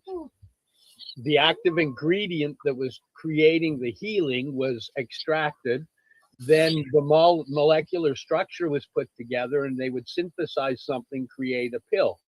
And now that plant doesn't want to be, you know, we don't want to promote that plant because we can patent and sell this pill. And most people don't even realize that, you know, at one point there's over 85 medications that were in North America on the marketplace that were all a synthesized version of something in a plant. And if you've been using the cannabis oil and in that world, then you've probably come to realize, you know, that pure CBD is a great medication and pure THC is a great medication, but the whole plant oil, that's a great healing oil. Yeah, I agree. You know, some of these, what a lot of people smoke today is like this distillate vape pen, and they're missing all of the minor cannabinoids. It's just a stripped out version of THC. They just don't know what they're doing, but it's just so convenient. They, you know. And they've been programmed. That's a great program. They managed to make the program of cannabis 90% in the conscious about smoking, when really, you know, battling cancer, you want to be ingesting that stuff. You want to be using a suppository. You want to get that whole oil into your system and get it rocking. Well, yeah. But it's all about, oh no, smoke, yeah, oh, smoking. It's like, oh, you still managed to make the conscious focused on the worst way of consuming it for health. Yes, I agree. And like even like vaping the like organic, living soil grown, sun grown cannabis flower, dry vaping it, and then using that vape material in your edibles. I mean, that's the way cannabis made to be consumed. But nobody knows about full spectrum cannabis and all the, you know, different cannabinoids. They just don't know. I guess part of the stigma Cindy was talking about is just, so there's a lot of educating. Yeah, like the government up here, the government is the one that, I mean, they're all about vaping, and then they brought up vape pens in the legal stores. And it's a way, like Steve said, it's a way to medicate. It's not a way to heal, it's a way to medicate. And that keeps customers. Right? Yep. They keep coming back. Instead of, instead of only using small doses to maintain or putting it on the shelf for a while, they keep coming back because all it does is band-aid symptoms. Yeah. Just the THC, they just fill in the high part of cannabis, but cannabis, all the other cannabinoids, all keep our endocannabinoid system in balance and everything. Yep. We have receptors all over our body that THC maybe doesn't go to, but the CBD, all the different cannabinoids go to. So. Between each of them, that's one of the things we're getting lots of info since, in Canada it's been federally legal for a while. We get a lot of the research done, and one of the big things that they are saying is that every organ in the body, including the skin, has a cannabinoid receptor, and they're now finding that most of them actually have two, but the regulation between how they work is a little different. Some require more of the CBD, some require more of the THC to activate. But when battling something like a hard cancer, you want as much in activating everyone you can. You want them all activated. You want the body in healing homeostasis, and then you want to give it something in the gut that unlocks the keys to heal. Yeah. Oh, I'm gonna go have a McDonald's Big Mac and a shake. Sorry, that's not opening the healing keys. No, absolutely no sugar. Wow. So with your with where you are currently now, you've done the ayahuasca.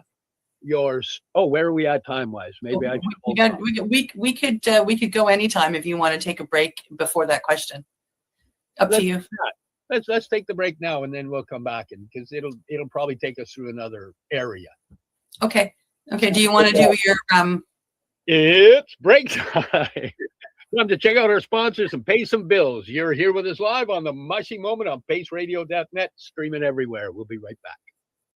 We are people advocating cannabis education here at paceradio.net. Limestone City Hydroponics is Kingston, Ontario's hydroponics shop. Take your growing to the next level and create the optimal environment with a tent kit, or maximize your yield with an ebb and flow flood table kit. Either way, Limestone City Hydroponics has more sizes and options to fit your needs. Are you looking for the power of the sun that adapts to your budget? Then look no further, as they have professional grow lighting. They have indoor grow systems that are easy and cost effective, with many options to fit your living space and lifestyle. Cultivate your growing potential. We have everything you need to succeed. And if you can't make it to the store, they offer local delivery to the greater Kingston area. Remember, when you're looking for experts to help you grow, then look no further than the locally owned Limestone City Hydroponics, 105 Sunderland Drive in Kingston, Ontario. Call them at 613-548-0420. Rerolled Saturdays. Check it out. Nothing but non-stop cannabis and psychedelic programming. Find it at 420pace.ca. Enjoy the buzz of legalization with Campbellford Lifestyle Shop. From lights to plant nutrients, books, consumption accessories, and more, we've got all your basics to grow or consume cannabis. Visit our info center or take a look at our piercing services and body jewelry, now available in-store through Campbellford Lifestyle Shop, 17 Bridge Street West, Campbellford. Are you looking to get your medical cannabis grow license? Limestone City Hydroponics can help patients through the process of obtaining their license to grow medical cannabis. What's that? You don't have a doctor. If you meet the medical criteria, Limestone City Hydroponics has a nurse practitioner who can assess and provide medical cannabis prescriptions. What are you waiting for? Contact Limestone City Hydroponics at limestonecityhydroponics.ca or call them at 613-548-0420. Pace Radio is the people advocating cannabis education radio network.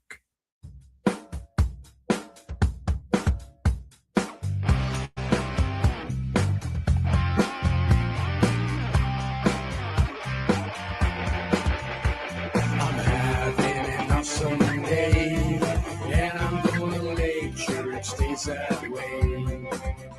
I'm having an awesome day, and I'm gonna make sure it stays that way.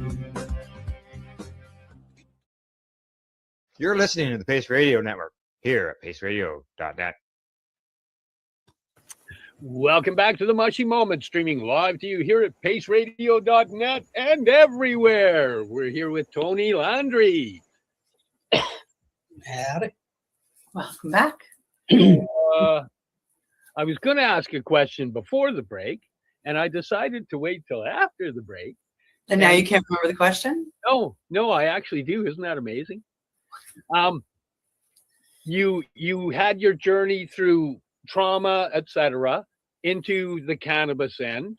From the cannabis, did you find mushrooms first or ayahuasca first? Ayahuasca first. And then from the Aya, what happened and transpired to where you are now? The ayahuasca caused me to give up the urge for alcohol for 3 whole years while I lived in Arizona. And then the mushrooms came through one of the groups. Somebody in the group, we had a mushroom growing group that grew oysters and all. May have been one of the guys that was at one of those meetings there that grew psilocybin mushrooms, and so I bought some. But it here in Louisiana, you know, they're illegal to consume. So, you know, we just grow an oyster mushrooms. Just, you know, we don't want to. Well, I mean, we can grow the psilocybin. It's legal to grow them, but you can make necklaces with them and headbands and. But you can't eat them. Yeah, you can't eat them. If you die of alcoholism, can't eat them. You just grow them for decorative aesthetic purpose. So wow. Now make sure everybody knows that. Just make sure that they're growing them for decorative purposes. You know, I mean. Yep. Yes, because it's all within the legal realm of the wording. Right. Yeah. Yes. By law, it's an extensive list. I mean, the plants are I mean, I swear there's like 39 plants. Now, what is it? You brought this out. You showed this to us earlier. This is, explain what this is again. It's the Louisiana RS Revised Statute 4989.1. You go to Louisiana Legislative website, you can look up this law, and then in that law they give you some penalties at the beginning, but it has the words exceptions. You know, penalties for manufacturing or you know, making tea or chocolates or whatever. There's some serious crime, $50,000 fines and very serious 5 years in jail. So, but then at the end it says, the provision of this section shall not apply to the possession, planting, cultivation, growing, or harvesting of hallucinogenic plants strictly for aesthetic, landscaping, or decorative purposes. So there's a clause in there that allows you to grow the plants, all of them, ayahuasca's on. So there was a brilliant ancestor that got together with a couple other brilliant ancestors and made sure that that piece of paperwork was put in place. I'm not sure how it transpired. You can find on my YouTube channel the guy, the legislator that is the Department of Agriculture, Commissioner of Agriculture. When he was a legislator, he made this law because some child had ate some angel's trumpet and thought his arm was a po' boy and tried to eat his arm and jumped off a roof or something. So he come out with this law and said, well, we're going to make it sure that these plants are available in nurseries, because some of them are ornamental plants that you find in flower beds all over Louisiana. So just people don't know that they have hallucinogenic properties. But anyway, when I got back from Arizona after all the psychedelic conference and I created Decriminalized Nature Tucson and learned a lot about plant medicine, I said, well, what does Louisiana have for a law? So I looked up Louisiana, Googled, you know, their law, and this is what they have. So I'm working within the boundaries of our law and you know, telling people, yeah, it's legal to grow psilocybe mushrooms, but they're only for decorative purposes. Yeah. But I do work at the Capitol to try and get the legislators to understand that these medicines were available to our ancestors, and they can help us today, and that we should be able to grow cannabis and mushrooms in our home. You know, if you can have a company and make $1 million off of it, and as you say it's medical for that, then we should be able to do it in the comfort of our home. You know, if we want to sell it and get a business in that, go get the license. But if we want to use it in our house, hey. For personal use, we should be able to, you know, everywhere in the world should be able to grow these plants. There are still countries in the world that have death penalty if you're caught with cannabis. Yeah. Caught with a joint of cannabis, and you can be put to death in some countries. It's just mind-blowing, right? And and you know, what gets me is like the government, speaking of your government, our government caught on to this, and they're trying to keep control of the monopoly, you know, making a ton of money off cannabis, because it can double as a recreational component as well. The same as magic mushrooms or LSD or MDMA or MDA. Wonderful medicines, can do a lot of help to help people heal with the right set and setting, but you can also put recreational intentions into all of those medicines and have a good time with your friends. Like, I'm going to go take this gram of mushrooms and have a good laugh with my friends. You know, there's two medicines in that: the fact that the magic mushrooms are going to be there to help you, and laughter with your friends, right? Like, you know, so the governments, if they get on board and take monopoly of that recreational side, they can make money and do a lot of funding, and it would be nice to see all of the governments of the world get on board with that and, but use the money that's coming in for promoting the medical end that is completely lacking. Because that's what happened up here. Recreational became legal, but they set limits on things. So if you want, proper Rick Simpson oil, or no, I shouldn't call it that, proper fecal full extract cannabis oil at the proper strengths, it's not available from the legal sources. So if you actually medicinally need this stuff, it's not available. But nobody supports any of the medical because they go, what are you talking about? I can go buy weed right over there.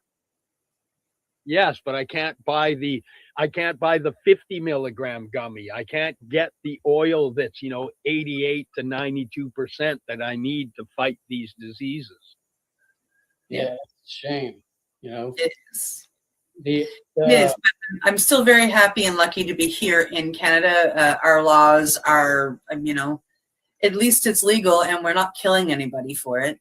And it's a good starting place. And if you get busted with the illegal stuff, it's only a matter of time till it hits Supreme Court. And, sorry, logistics says if that's legal, this is silly to not be legal. It just needs to hit the right places with the right people with the right amount of money behind it, really. Yeah, it will. That's like the DEA just wanting to move Schedule 3.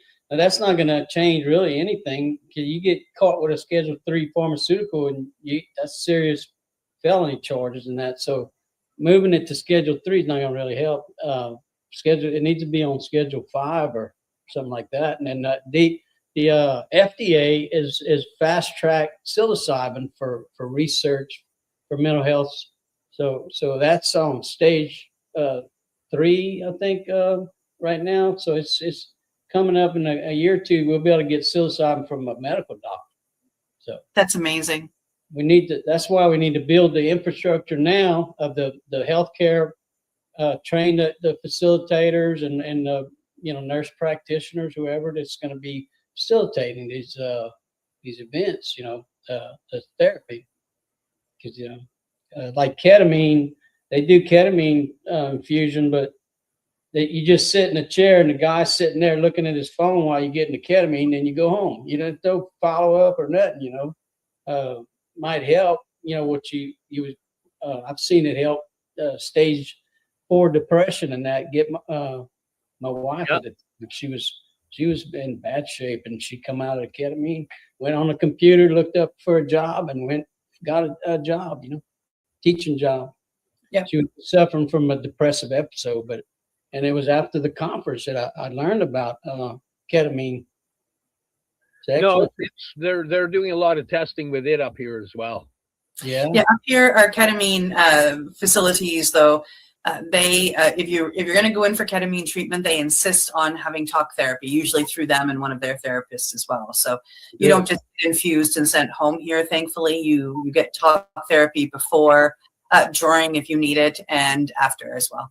Yeah, well, that's like ayahuasca. You had a special diet, and then you prep. Your mind got your mind ready before, and then they have an integration circle where you can talk about your experience and hearing other people's experience really help. I've sat through some of those meetings where people would tell you how they were suffering from bad depression. It felt like they just opened their chest and that little depressive guy left, and just some amazing stories of the health benefits. But keeping it illegal just keeps it in the underground, and not a lot of people find out, or not a lot of people want to go do that. So we need to. It's pretty tough. It's a tough awakening. People have to be already knowledgeable and seeking generally to find it. That's what I'm noticing. With you, was your first experience with mushrooms a big experience, or was it a microdosing type experience? It was about 3.5 grams or something. I never did much more than, when I lived in Arizona. Well, that's generally a pretty big experience. Yeah, it's a pretty full dose. Yeah. was after the ayahuasca, so it was just a interesting experience, you know. Now I'm going to ask you a strange question. I was in Mexico. I did 5 rounds of ayahuasca in the jungle there, and I did a little touring around. But what I found was when I got back, and I've also found it with when I do 5-MeO or Bufo, that the mushrooms help me integrate the data better in my brain. Yeah. I'll do a mushroom journey, and all of the questioning data I had that was, I was having problems sorting. The mushrooms seemed to sort it out and place it into the proper places, and all of the data finds its place. Do you find that type of thing? Did you find the mushrooms kind of helped you integrate from your Aya experience? Yeah, I think each plant has something different to offer. I've heard the plants speak to you. The first time I heard that at a Tucson psychedelic meeting, I was like, "What?" But no, I think the mushrooms they speak to me too. You know, I mean, you have like one of the strains is called Golden Teacher because the mushroom teaches you. Yes, that's actually my favorite strain, and that's generally what we use all through our microdosing products as well. Yeah, it's a very healing strain. Some people want to just go for journeys, so there's penis envy available and whatnot. Yeah. But ourselves with our stuff and my own personal, that's my favorite. I love the language. That's what Cindy and I've discussed that even within the mushrooms, they each have their own language.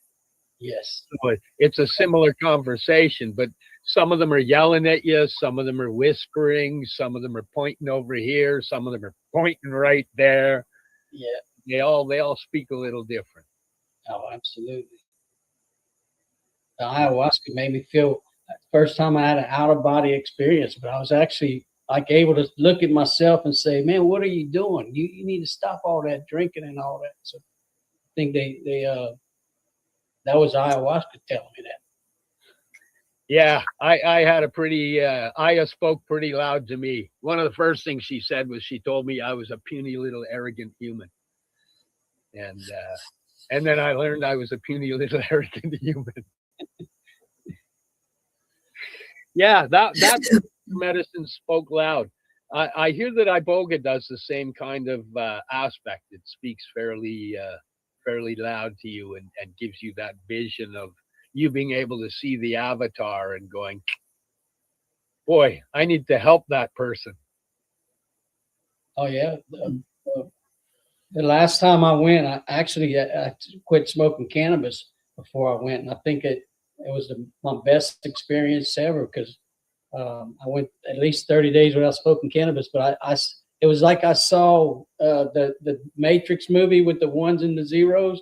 I actually saw some of that on the beams of this wonderful organization, Aya Guide, AYAGUIDE Guide.com. I think they're out of Tucson, but they have the Ikara music and everything in this beautiful yurt that's 30 miles out in the southern desert, south of Tucson.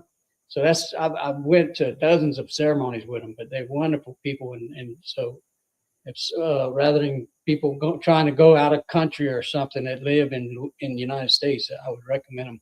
But yeah, the last time it was definitely an intense experience, but it did help me pull right out of the drinking urge again. I mean, I really think our bodies needs, like at least once a year maybe or something, have a good psychedelic experience and it kind of keeps us in tune.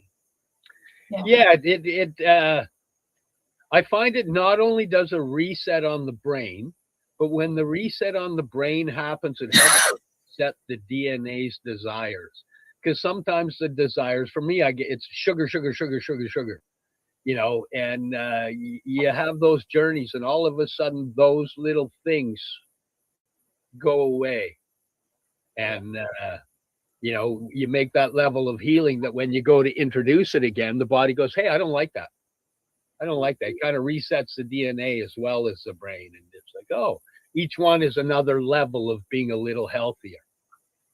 Yeah, I think I heard a guy explain it, and in Phoenix. He was like, well, when we're born, all our synapses are firing off good, connecting. Every time you get in trauma, they kind of pull back. So the plant medicine kind of gets that going again. It starts letting everything communicate. So Yeah. Mushrooms are extremely good for that. Yeah. Not just the psilocybin mushrooms. There are plenty of mushrooms, gourmet mushrooms, as you call them. I call them over-the-counter mushrooms, right? That are, that are just, amazing. Magic. Well, yes, in our group, we can grow lion's mane mushrooms. I mean, those things are amazingly healthy. Building the myelin sheath, and so they all work together. All these plants work together. Okay, so you've discovered mushrooms, and now from discovering them to where you are now, take us through that bit of the journey. Discovered mushrooms are upset. When I got back to Louisiana, I was like, well, what can we do here? So I found this law, said, oh, you can grow psilocybe mushrooms. So, and like I said, I'll go to the library and do it. And anybody, when they find out you grow mushrooms, they want you to grow them for them. Nah, man, I teach you how to grow mushroom. You want to know? So I went to the library and reserved some, till we do like one meeting in the beginning of the month. And then 2 weeks later, we do another. Well, the first meeting, we inoculate a jar of grain. And then the next one, they bring it back and we have a bag of substrate. We mix it in there and then they take it home and it's oyster mushrooms. They grow. But through that process, they learn the transfer of mycelium, from the spore syringe to the grain jar, and they learn all that. And once you get that knowledge, and you can do it well. So the Swamp Spore Society, we just, like I said, we grow oyster mushrooms. So but down here, the minute they hear mushrooms, they want to lock you up. That's why you got to get more people growing oysters and turkey tail. And turkey tail's a great cancer fighter. The lion's mane, great for the brain. There's published studies showing it heals brain tissue, nerve endings, telomeres on the ends of nerves. Like anybody that's trauma-based, stroke-based, anything to do with the brain aspect should have that within their diet anyway. Yes, yeah. And if they know how to grow it at home, it's even that much easier but it's just a threat of contamination. They don't know, the process, but it's not hard to learn. And I'm not a mycologist by any means. I just learned at a building in Tucson, and I came back and I'm teaching people here so that they can learn. And I love hearing when I teach somebody, oh, I taught my cousin how to grow, or somebody, I'm like, good. So we set off these little ripples, in society when you do things, and it carries on to people you don't ever even hear who they are. But by teaching them how to grow the oysters, somebody might actually grow some psilocybe mushrooms and get the treatment they need. But before that, they didn't even know where to start, So we and I knew nothing about mushrooms before my healing journey, other than my brother used to talk about, I go and I pick pines and chanterelles and they're really good for you. But to me at that time, it was blah, blah, blah. Then I start my healing path and it's like, oh no, turkey tail activates this in the gut. Chaga activates this. Lion's mane activates this. You combine all these mushrooms and this healing power of what happens within the gut that helps the brain. And it's absolutely ridiculous. Like my mind was blown. Because I've grown up where it's like, the talk was, those are slimy. Oh, those are yucky. Oh, they taste gross. I never tried them. I didn't know. I grew up so I never tried them. I've had fresh lion's mane now. You do a little marination, throw it on the barbecue and cook that up and slap that in a burger and bun just like a burger. I don't do the beef thing, but that just replaces the beef for me, and it's awesome. Yeah. And healing at the same time. Yes. It's and then much cheaper growing it. We went to actually a friend of mine. I taught how to grow. She initially got me involved in advocating. She invited me to the Capitol before I started my group, Louisiana Veterans for Medical Cannabis. And so I said, well, let me teach you how to grow mushrooms. So I said, go to Whole Foods, get some mushroom, lion's mane. We brought it and put it in a steel air box, and then took some of the lion's mane, put it on an agar plate, and then transferred it to some grain, and then put the grain in some wood pellets that, they use in your fire pit. and then grew like a lump of lion's mane that big. But it's for 8 ounces of lion's mane, like fresh lion's mane at Whole Foods. It's like $10 or something. It's like that's just a half a pound. Yeah. So I mean, I grew like 2 pounds of it. So I'd have had $32 of mushrooms just that one little jar of grains, and so it's a lot cheaper to grow it. Yep. Yeah. Yeah, that's brilliant. I love that you're actually teaching people to do that. That's beautiful.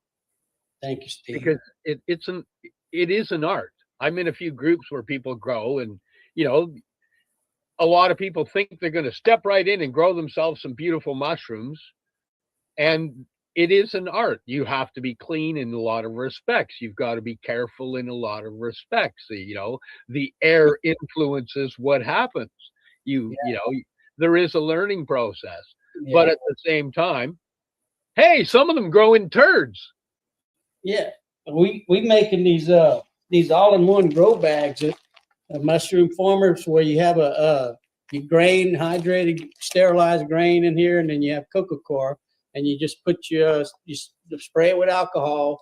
Just go right in there with a clean syringe with your liquid culture, and the mushrooms grow right inside there. You never even really open the bag until they're coming up, so it's all sterilized. So I say it's so easy, even a caveman can do it. I mean, you don't even have to know how to do mushroom, just know how to stick the bag and you got mushrooms. Wow. That's pretty awesome.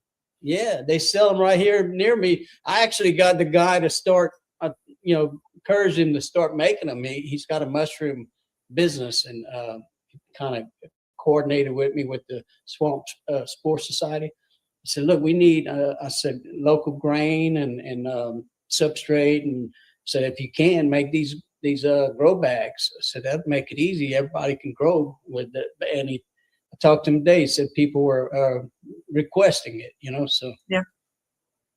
That's awesome. So what else have you shook up down in the Louisiana area? What else you've got rattled and shaken in the cages? Well, I have a home grow, a Heroes Rally for home grow. I got my permit for Veterans Park in Louisiana. I don't know if you can read that, Steve, but you have to apply to the Louisiana State Capitol. So back in September, on September 11th, I'd sent them a application, and they came back and said we could reserve Veterans Park and the Capitol steps for our rally, which we've done the last 4 years. We've done rallies over there. We get the lobby tables in the Capitol and talk to the legislators about plant medicine and cannabis. And so we had a home grow rally last year, but this year I said, well, everybody's about the heroes all the time. Oh, the heroes, yeah, the vets. Well, hey, if y'all want the vets y'all want to help the heroes, then let us grow cannabis in our house. If you're selling it for medical, then that means it's medical for us in our house, and we can grow it. It's so expensive. It's like $60 an eighth over here in Louisiana. So the people can't afford it. It can't just, certain people can, but they can't, like you were saying earlier, the ones with cancer that need the full FICO, they can't afford it. We should have, no, we don't even have FICO here. We had it in Arizona, but not in Louisiana. Wow. Yeah, that's why things have to change, because, truly that is the most healing of the oils. And the more type of strains you can grow to integrate and make that oil fuller spectrum, yes, the more healing it is. So, when you're limiting, you're helping people die, basically. Yeah. Oh, yeah.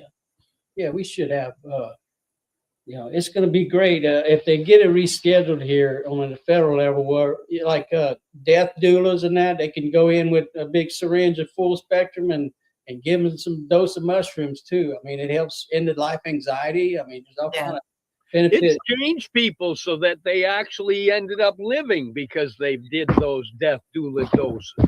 Yes.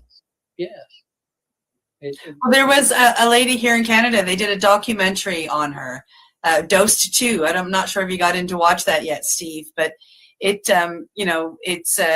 these two young fellas out in Vancouver made two different documentaries, and the second one was about this lady who was facing end of death cancer, stage 4. She had less than a year. Her and her family were devastated, so they followed her.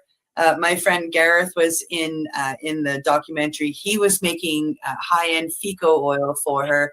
And then other mushroom specialists, sat with her with mushrooms, and she did high dose mushrooms. And her family ended up doing them as well at one point in time to help her accept and become at ease so she could enjoy the rest of her life, no matter if it was a month or 10 years.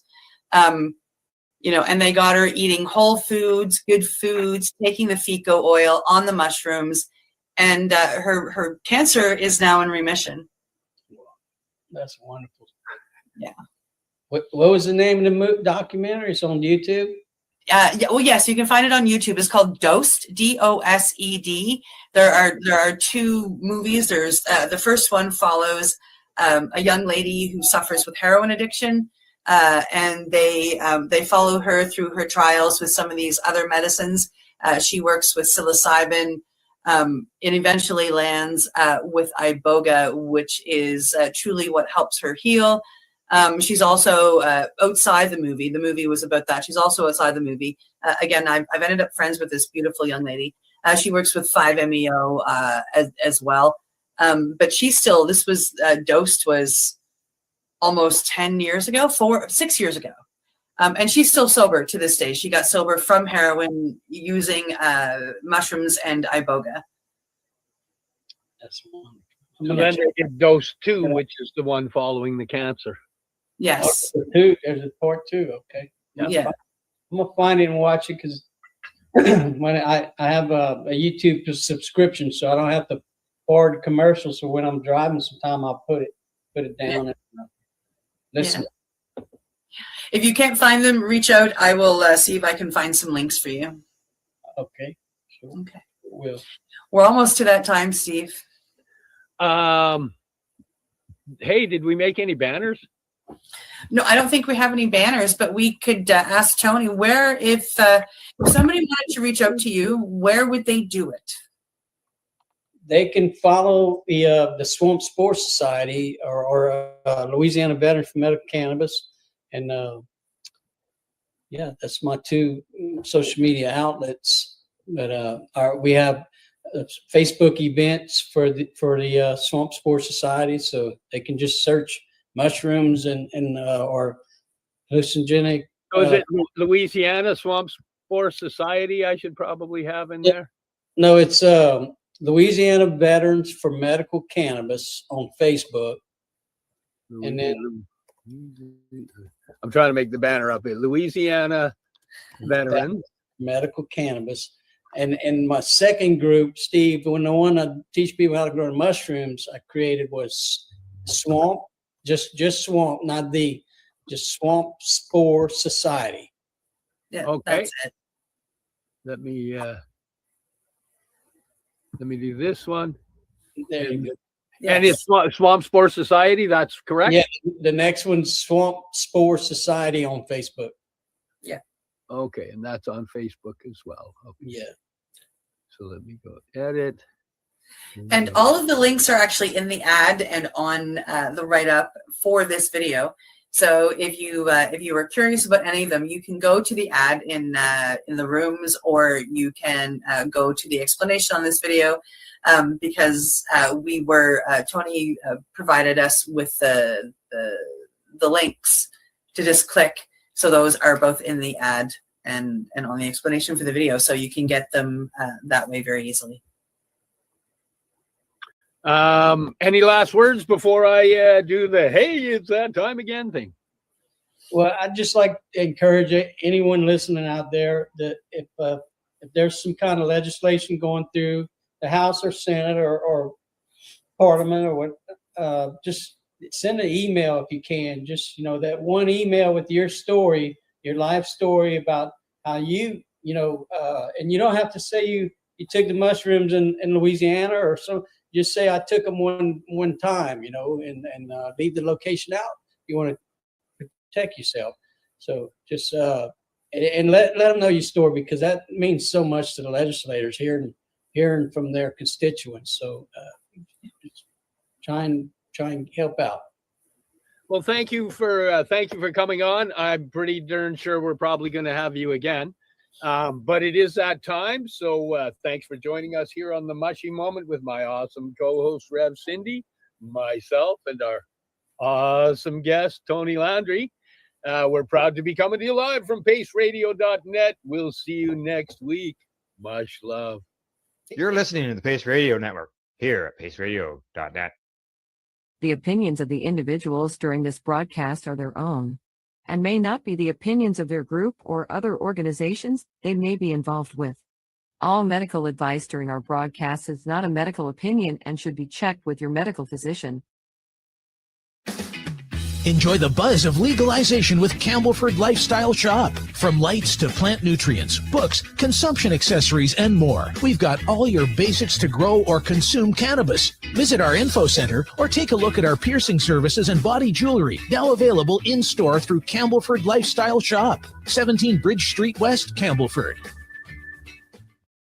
Limestone City Hydroponics is Kingston, Ontario's hydroponics shop. Take your growing to the next level and create the optimal environment with a tent kit or maximize your yield with an ebb and flow flood table kit. Either way, Limestone City Hydroponics has more sizes and options to fit your needs. Are you looking for the power of the sun that adapts to your budget? Then look no further, as they have professional grow lighting. They have indoor grow systems that are easy and cost effective with many options to fit your living space and lifestyle. Cultivate your growing potential. We have everything you need to succeed. And if you can't make it to the store, they offer local delivery to the greater Kingston area. Remember, when you're looking for experts to help you grow, then look no further than the locally owned Limestone City Hydroponics, 105 Sunderland Drive in Kingston, Ontario. Call them at 613-548-0420.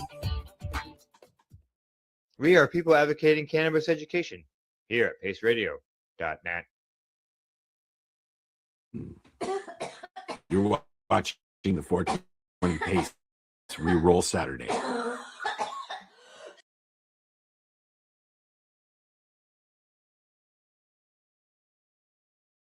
And the headline there says Victoria Council renews support for VCBC amongst ongoing provincial enforcement. City Council in Victoria, BC is again calling on the provincial government to end enforcement of provincial cannabis rules against the Victoria Cannabis Buyers Club. In a letter sent to BC Attorney General Nikki Sturman and Minister of Public Safety and the Solicitor General Nina Krieger, Victoria Mayor Marianne Alto asked about the reasons for enforcement actions against the VCBC in April and again in May.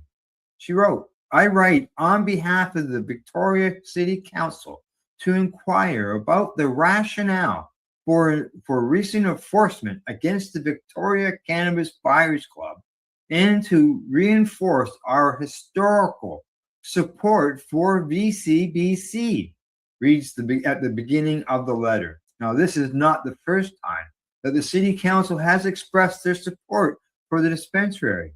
Back in 2020, the Council had unanimously supported a call from the VCBC to seek an exemption from the province from enforcement, which the BC government rejected. Now they go on to say that raids on the VCBC store and the subsequent eviction notice from its landlord under the threat of civil forfeiture of their building makes no sense in the current environment of cannabis legality, regulation, and popular recreational use, stated Alto at another point in the letter. Now, the Victoria Cannabis Buyers Club has been operating in Victoria since the 1990s at several locations within the city. The club has been facing ongoing enforcement by the BC Community Safety Unit following legalization in 2018, beginning with an educational visit in 2019. The VCBC is asking for a pause on provincial enforcement until a judicial review is complete.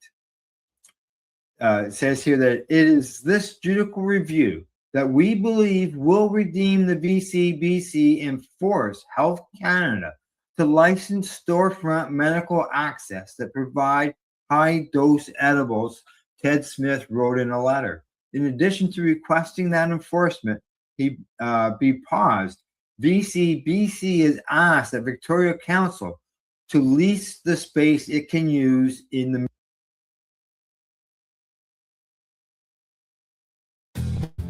Stay tuned. We'll be right back after this toke.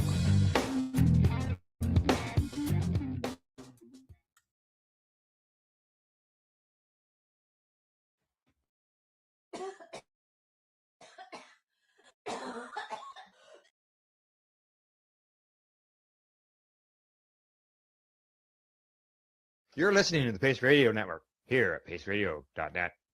The views expressed by the individuals during this broadcast are their own opinions, and they may not be the same as those of their group or other organizations they may be involved with. All medical advice during our broadcast is not a medical opinion and should be checked with your medical physician.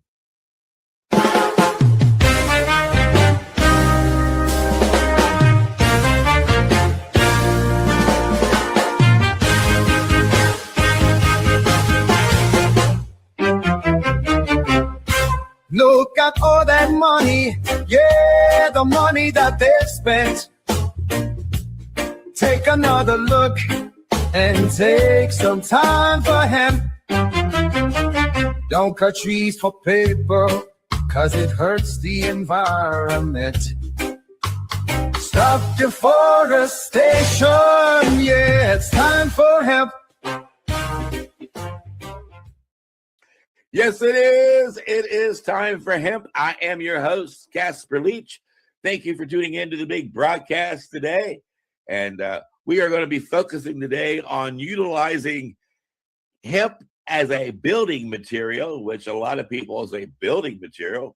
What can you build besides a nice sandwich with like hemp bread or some kind of hemp sauce for your spaghetti? But you can do more than use hemp for food or fiber. You can also use it for, building homes. And we're going to be talking about that today. And we're going to be, don't forget, anytime you hear the word joint on the big broadcast, hit your pipes, your bongs, your vaporizers, and take time for hemp. Joining us on the big broadcast from Canada is a gentleman who's been working diligently to end cannabis prohibition in his country, Al Graham. He's got Pace Radio Network, and he is a fantastic communicator and a wonderful reporter. Al, how you doing? I'm doing fine. Just to let everybody know, PACE, People Advocating Cannabis Education, is about cannabis as well as psychedelics. We have programming 7 days a week. A new show is released each day, and everything is replayed again on Saturday, back to back. So catch us out, paceradio.net. And we've also got a fantastic joint host from the southern part of the United States in a little state called Florida, and that is Al Byrd. He's also a writer of a pretty groovy book that you might want to pick up sometime called For Country and Cannabis. Hey, Al Byrd. Gentlemen, nice to see you guys. And yes, I am in Florida, and I am glad I am because everybody else in this country is cold, and I'm actually quite comfortable. So I made a good decision coming here. But yeah, we're talking hemp today, which is, of course, cannabis. And the book I wrote there For Country and Cannabis discusses hemp. And I think you should read it if you have any kind of interest at all. And if you're a patient, if you're a caregiver, if you're interested in the history of the movement, if you're interested in the details of, for instance, of why should I use cannabis? Well, just it kills cancer cells. So let's start there. And the book is full of all the references you need to back all that kind of stuff up. But we're talking hemp, and yeah, I bring hemp into the book, but I also want to point out another book. I think I'm making that one clear. Cannabis and medical practice. Yeah. This is a book that I did not write. I produced in 1997, And actually, it was the only book referenced in the 2001 Institute of Medicine's study on cannabis. There's a story around all that. But I bring up that title because it's still in print. And in there is 2 excellent chapters about hemp grown for food and hemp grown for, among other things, construction materials.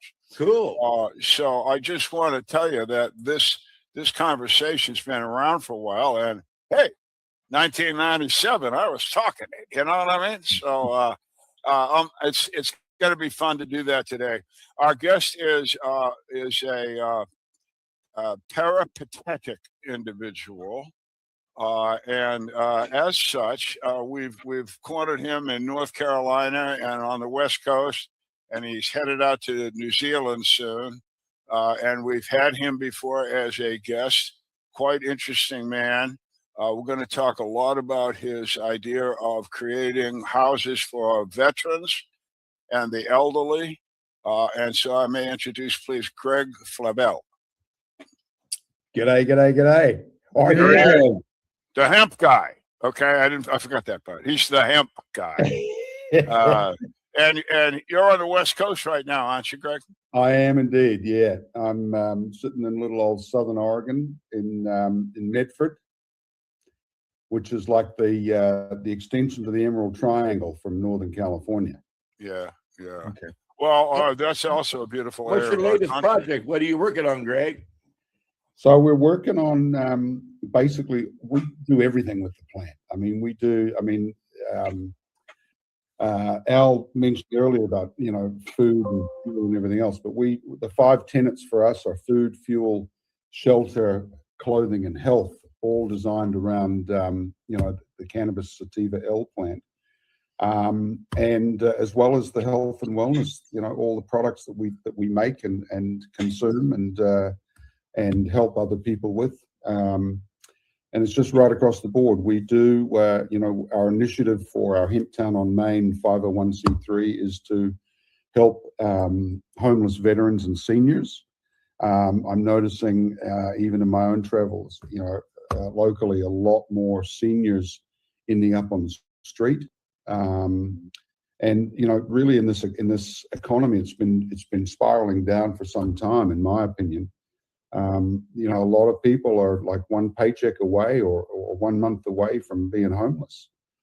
And the medical bills are mounting, and pressures of regular everyday food on the table is increasing. I think that, with our agricultural materials, we can help with alleviating that issue with housing. We have designed some modular units. I think I've spoken about these before, that were designed around 4x8 sheets of plywood and OSB for making some homeless shelters. And these are modular. We don't have to do permits with them, up to 200 square feet. They're portable. They can be taken down again, but in our case, they wouldn't be, because we build them on site using hemp and other agricultural waste material. So we've kind of morphed from that picture you've got up there. That was the first permitted hemp house in America, done on Town Mountain in Asheville, North Carolina. That's beautiful. We did That's a cool house, man. Yeah, 2008, 2009. And we built that house for $133 a square foot using recycled cement, recycled steel, recycled windows and doors. We carted, there was 3,000 feet up on the side of a mountain. We had to make the road to put the house in. And we, when the owner converted from a construction loan to a 30-year, it went from $133 to $240 a square foot in terms of valuation. And we also, to this day, we still get up to 30% discount on the fire insurance, because this stuff just does not burn. I mean, it will eventually, but it'll take a long, long time. So The doors and the windows will blow out before the hempcrete walls do. So it makes it a lot safer, and we get even in New Zealand, where I built my own house with hemp many years ago, we still get a 30% discount, or around about 30% discount on the fire insurance. Nice. What do you use for a roof? Roofing, just regular roofing materials. Usually, I'm using Tin or standing seam metal roofing. Metal roofing. No, I was Metal. thinking along with the I live in a very prone fire area, and metal roof is almost a requirement where I live. So I'm thinking, you got a metal roof and a hemp structure. Yep. You're not fireproof, but you're damn close to it. Well, it's fire retardant, we should say, because lime, just to put it in a bit more technical layman's language, if you like, the cellulose, which is the lime and the wood or whatever we're using as the insulation, it's got to be protected. So the lime binder that we're using is actually the protecting homogeneous security for the cellulose. And lime itself is inherently carrying moisture. And so it's the wall system that we make is always going to have some sort of moisture in it, but it's vapor permeable. So when the heat hits it, think about something. When heat hits us, we sweat.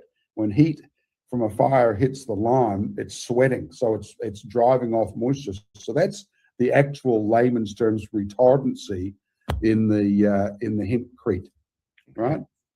Just to put it in a bit more perspective. So because if you put a match to hemp, stalks, they're gonna fire up. But if you've encased that cellulose in some protection, like the lime, which is a natural material and it's available right across the planet, every country has huge, build up millions of years of calcium crustaceans for limestone. And that's essentially what we're using to protect the cellulose. And in the iWood structures that we're building, we're using 30% less lumber as it is. And then those wood shavings we can turn into cooking pellets, heating, and we also put some of those back into the mix to make the biocrete. So we've gone from, and it depends on which country we're talking to about building. We're using sugar cane waste and coconut waste in Mexico and South America.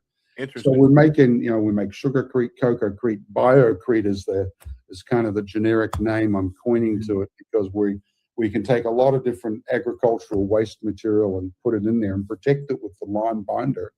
And now you've got a solid wall. I mean, man, back in Eastern Europe and the Roman times, they used horse crap and horsehair and straw, and they would make adobe kind of infill, right?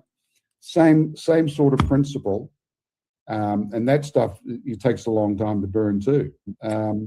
So it's the same sort of thermal mass and thermal conductivity all wrapped into one material to build a house that also you're going to be healthy living in, because the lime itself carries a pH of about 8.4.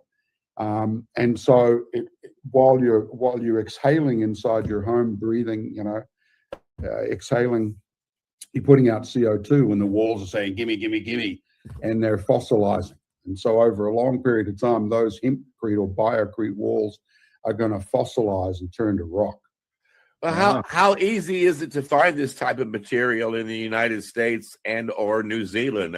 Do you have to have it specially made? Can you walk into Home Depot and get it? You won't be able to. That's a great question, Casper, and I wish it was so that you could walk in and buy it off the shelf at Home Depot or Lowe's or Ace Hardware or whatever, but it just is not the reality.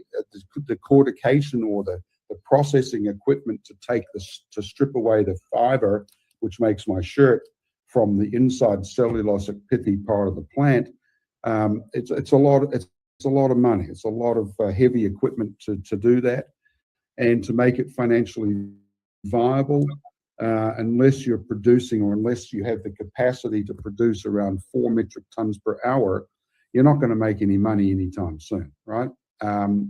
And there's a lot of smaller operations for if you're doing it yourself. Yes, you can buy these rollers that you can grow a couple acres of hemp and decorticate it yourself. You run over it a few times with your tractor or your SUV, and you'll break up the inside part of the plant. And you can use that, mix it with some lime, and bada bing, away you go.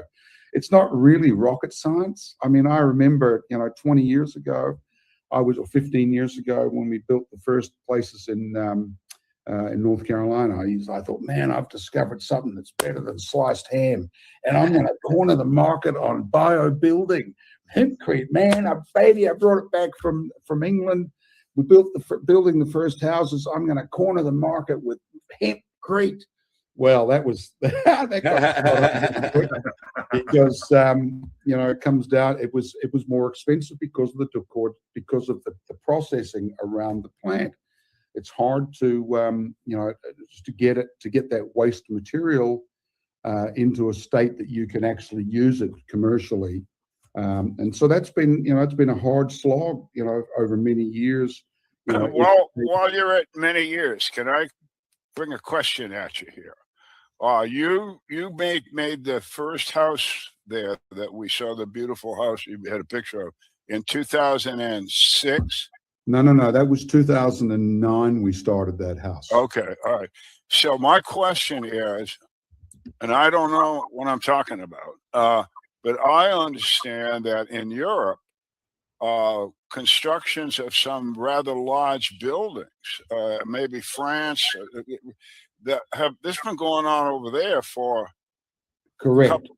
Yep, Al, you're spot on, and that's where I learned it, because I was in West LA doing a kitchen remodel for some friends of mine, and the wife was doing her law degree, and her thesis was on hemp, the miracle plant of the future. And I said, hemp? What the bollocks is hemp? And all of a sudden, she presents me with this thick, thesis that she's doing. I'm reading all about it, and then I read The Emperor Wears No Clothes and all this sort of stuff.